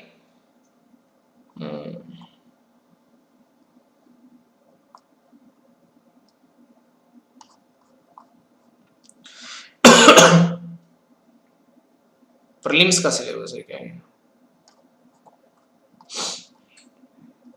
अच्छा ये क्या, एक सेकेंड, इकोनॉमी वाला पोर्शन बताता मैं आपको कि इकोनॉमी में कैसे प्रिपेयर करना है। उसमें नोट से काम चलेगा नहीं और ना उसमें कुछ एनसीईआरटी से काम चलेगा। उसमें काम कैसे चलेगा सर? जैसे ये इकोनॉमी वाला पोर्शन है आपके, जो कि फर्स्ट पेपर की सेकेंड यूनिट है, इसमें कैसे करना है, ये बात मान के चलो कि नोट से क्वेश्चन नहीं आएंगे। इस बात को दिमाग में बैठा लो कि यहां से क्वेश्चन नोट से आने नहीं है। सर फिर कैसे करना है? इंडियन इकोनॉमी के क्वेश्चन से जो आते हैं, वर्ल्ड इकोनॉमी के, ये आते हैं क्वेश्चन करंट से। करंट में कोई योजना ही चल रही है तो उससे आते हैं। और इकोनॉमी ऑफ राजस्थान है, इसके लिए कोई किताब मत पढ़िए सर, नाथुराम का, ये सब पता है मेरे को, मैंने पढ़ी है, कुछ भी नहीं करना अभी। अभी सिर्फ लाओ तुम इकोनॉमिक सर्वे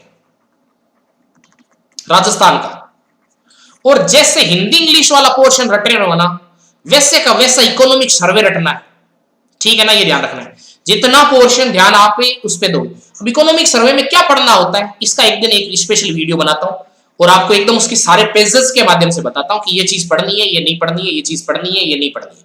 एक दिन क्रोनोलॉजी का वीडियो बनाता हूं, बताता हूं कि ये चीज पढ़नी है, ये नहीं पढ़नी है, तो वीडियो क्या पढ़ना है, लेकिन इसमें सिर्फ ओनली कुछ भी नहीं, इकोनॉमिक सर्वे बस। उसके बाद क्या करना है सर, और भी करने की जरूरत पड़ेगी। पहले तुम इकोनॉमिक सर्वे करो, 80% काम हो जाएगा, 20% करना पड़ेगा, वो मैं बता दूंगी कहां से करना पड़ेगा। ये उस टाइम की चीजें होती है, एग्जाम से 15 दिन पहले, महीना भर पहले, 1 मंथ पहले भी काम हो जाएगा, लेकिन ये पढ़ लोगे काम हो गया। ये जो है ये वाला पोर्शन है, इसमें काफी नोट्स से काम चलेगा वर्ल्ड इकोनॉमी वाले में, तो क्वेश्चन आते हैं, कई बार नहीं आते, ये नोट्स में रट्टा मार लो, काम हो गया। अब बचा हमारे पास ये वाला पोर्शन। इस पोर्शन के अंदर क्या करें, इसमें क्वेश्चन तो आएंगे नहीं पढ़ने से, लेकिन हाँ नोट्स पढ़ने से ये होगा कि आपको बेसिक चीजें पता चल गई। तो ज्यादा मत पढ़ो इसको, 2-3 बार पढ़ लो, 2-3 बार इसके कॉन्सेप्ट पढ़ लो, चीजों को समझ लो, काम हो गया। उसके बाद करंट पढ़ना है इसमें, और करंट के लिए योजना पढ़नी है। और योजना जैसे भारतमाला परियोजना वगैरह आई है, ये थोड़ी पुरानी थी, वैसे आ सकती है, तो पॉपुलर ही पूछते हैं इसमें ज्यादातर, तो उन पॉपुलर योजनाओं को करना है। ये एक योजना वाला पोर्शन है, उसका दृष्टि से भी मिल जाएगा आपको, क्रोनोलॉजी से भी मिल जाएगा आपको, क्रोनिकल से भी मिल जाएगा। तो क्रोनोलॉजी फोकस्ड करके रखो, और कौन कौन सी, हाँ इकोनॉमिक सर्वे, आर्थिक समीक्षा, गुड मॉर्निंग मनोज जी, तो ये चीजें आपको अच्छे ढंग से यहां से कवर करनी है, ये ध्यान रखना इकोनॉमी वाले पोर्शन में। तो आज इकोनॉमिक सर्वे ले आओ आप।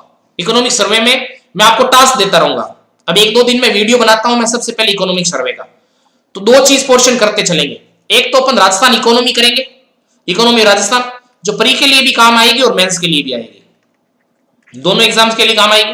तो इकोनॉमिक सर्वे करवा दूंगा आपको, करवाना क्या है उसमें, 1-2 वीडियो बना दूंगा, और फिर आपको मैं जो टेलीग्राम ग्रुप है उसमें टास्क देता रहूंगा कि आज आप ये यहां से ये चैप्टर करके आओगे, ये पेज करके आओगे, फिर उसका कुछ क्वेश्चन पेपर वगैरह है वो मैं फॉर्म कर दूंगा, वो क्वेश्चन पेपर बना दूंगा, और वहां से टेलीग्राम चैनल पे अपन टेस्ट ले लेंगे।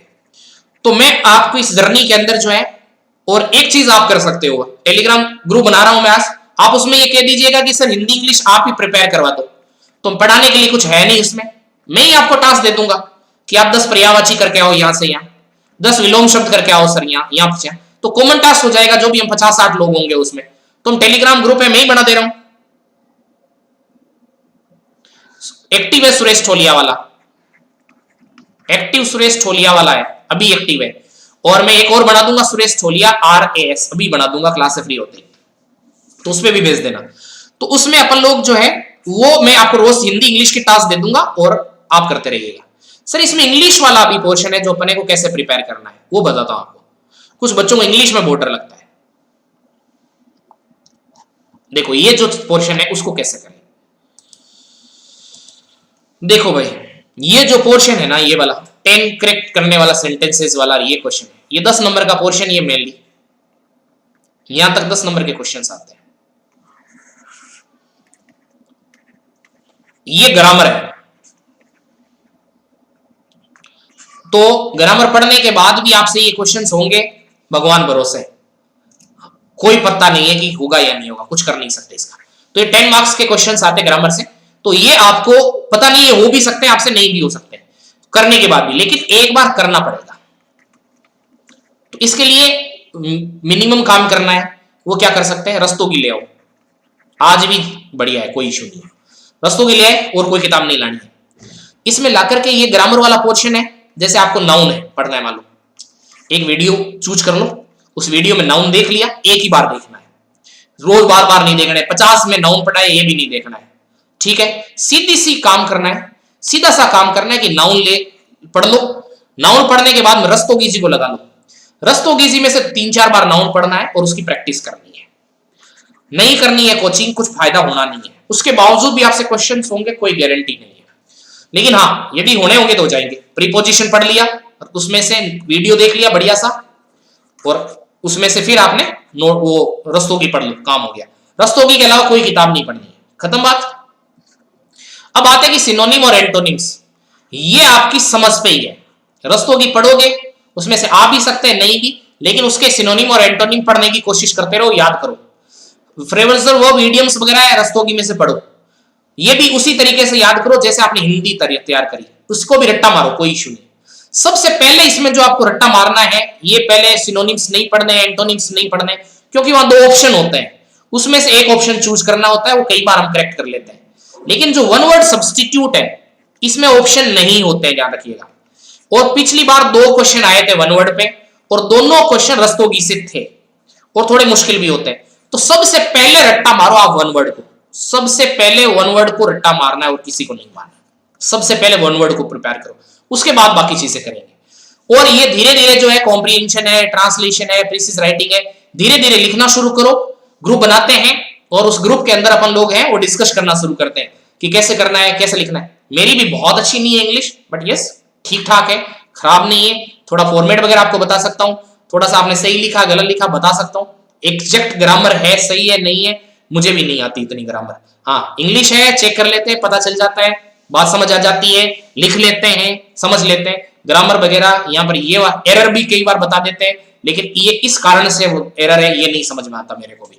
तो मैं इसमें आपकी मदद कम कर पाऊंगा। हिंदी में मैं आपकी मदद कर दूंगा, संधि भी बता दूंगा, प्रत्यय भी बता दूंगा, ऑप्शनल भी बता दूंगा, वहां मैं आपकी अच्छी खासी हेल्प कर दूंगा। लेकिन यहाँ नहीं करूंगा मैं, आपको ध्यान रखिएगा। यहाँ पर मैं कुछ भी मदद नहीं कर सकता। यहाँ वाली पोर्शन में जो आपके ये वाला सेंटेंस है 10 वाला, अब ये पैराग्राफ राइटिंग वगैरह है, ये अपन शुरू करते हैं लिखना। और भी बहुत सारा गाइडेंस रहेगा मेरा। और मेरे को एज ए टीचर मत लीजिएगा कि सर आप सारा पोर्शन पढ़ा दोगे, क्या कर दो। मैं आपको एकदम 100% गाइड ठीक तरीके से कर दूंगा कि ये चीज करनी है और ये चीज नहीं करनी है। तो एज ए गाइड लीजिएगा। कुछ चीजों में मैं टीचर भी हूँ, अच्छा टीचर हूँ, साइंस में, साइंस टेक ज्योग्राफी वगैरह में। खुद के मुंह से तारीफ नहीं करनी चाहिए।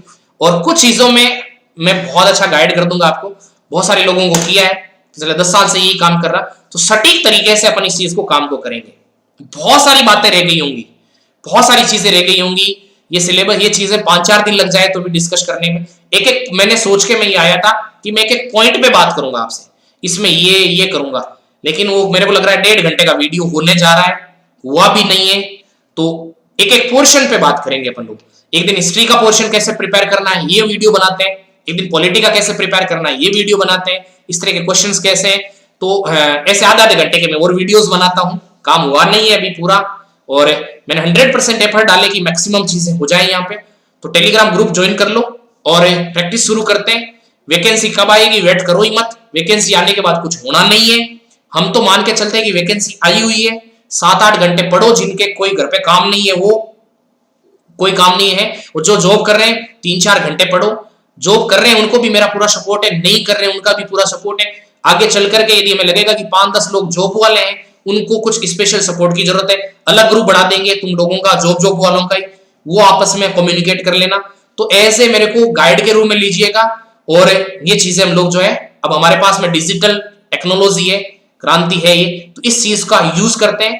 पहले मैं बहुत कम लोगों तक ऑफलाइन में पहुंच पाता था, अब मैं ऑनलाइन में बहुत सारे लोगों तक पहुंच सकता हूं। तो आप ध्यान रखिएगा, इस तरीके से चीजें करते हैं। इसमें कुछ आपको पे भी नहीं करना है, फ्री ऑफ कॉस्ट है चीजें। तो 100% एफर्ट डालते हैं, तुम लोग भी डालिएगा, मैं भी डालता हूं, और सटीक चीजें करते हैं। और मेरी बात को मान लीजिएगा, 100% जो मैं कहूं वही मान लीजिएगा। अब आप ये मान लीजिएगा मैं गलत कह रहा हूं तो गलत है, सही कह रहा हूं तो सही है, और कुछ सोचना ही नहीं है दिमाग में। मैं कह दूं ना कि ये चीज ऐसी ही करनी है तो वैसे ही प्रिपेयर करनी है, उसके बाद वो सही हो या गलत हो वो मेरे पे छोड़ दो। और मैं भरोसा दिलाता हूं आपको कि सही गाइड करूंगा मैं आपको। तो टेलीग्राम ग्रुप ज्वाइन कर लो। और अब अपन करेंगे क्या, अभी मेरी 10 बजे क्लास है आपको एल नीनो और ला नीना वाली। ये नहीं कि सिर्फ अपन बातें करेंगे, तो मैं एल नीनो और ला नीना पढ़ाऊंगा। और मैंने कुछ वीडियोस राजस्थान के संबंध में भी बनाए, कुछ इंडियन ज्योग्राफी में भी बनाए। और मैं सोच रहा हूं कि अपन पहले जो यूनिट कवर करते हैं, पहले से चल रही है वही कवर करते हैं। और क्लास रखेंगे रोज, अभी 2 घंटे, फिर बढ़ा के 4 घंटे कर दूंगा। अभी सिर्फ बातें ही नहीं करूंगा, पढ़ाऊंगा मैं। इसमें सबसे पहले अपन ये वाला यूनिट करते हैं।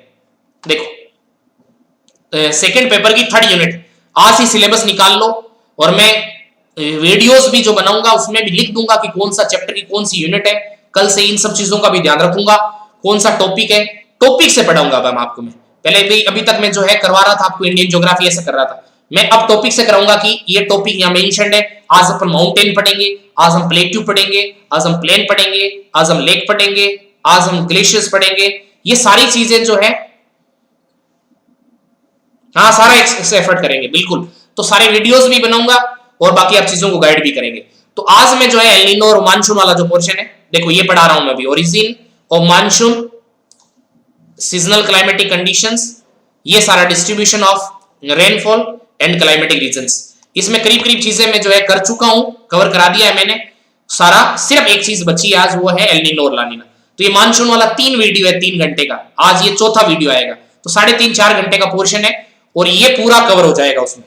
तो ये देख लीजिएगा 4 घंटे का है, 3.5-4 घंटे। और आप एक काम ये भी कर सकते हैं, आपको लगता है कि आपको चीजें पता है तो स्पीड बढ़ा के देखिएगा, कॉर्नर में आता है जैसे 1 की स्पीड से, 1.5 की स्पीड से, 2 की स्पीड से। मेरे को कभी कोई वीडियो देखना होता है मैं 2 की स्पीड में देखता हूं, तो इससे क्या होता है हाफ टाइम हो जाता है। आपको चीजें समझ में नहीं आ रही है तो आप 1.5 की स्पीड में देखिए करो, 1.25 के हिसाब से, तो आपका टाइम जैसे 1 घंटे का वीडियो है, 2 की स्पीड से देखते हैं तो आधे घंटे में हो जाता है, 1.5 की से भी देखते हैं तो 35-40 मिनट में हो जाता है।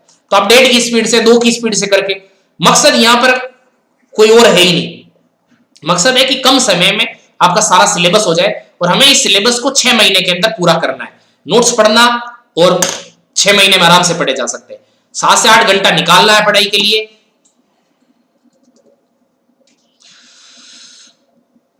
एक बार रितेश जी है ना, आज की मेरी क्लास है, अगली एक दिन एक वीडियो बनाते हैं, दोनों को साथ कैसे प्रिपेयर कर सकते हैं, ठीक है?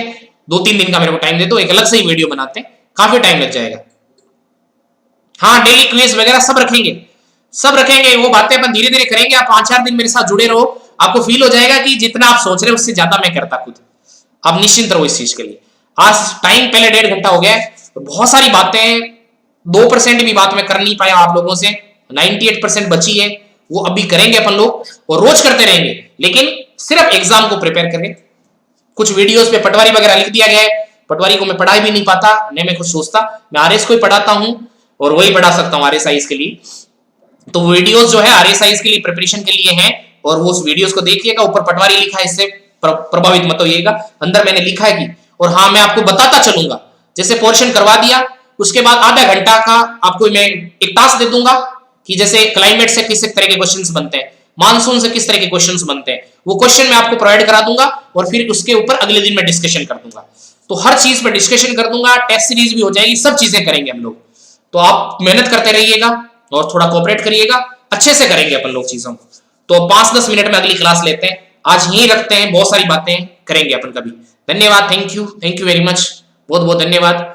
और एक बार आपको लेट्स क्रैक राजस्थान एग्जाम्स की तरफ से फिर से धन्यवाद, और अनअकैडमी ज्वाइन करने के लिए 10% डिस्काउंट के लिए ST10 कोड यूज करिएगा। Thank you very much.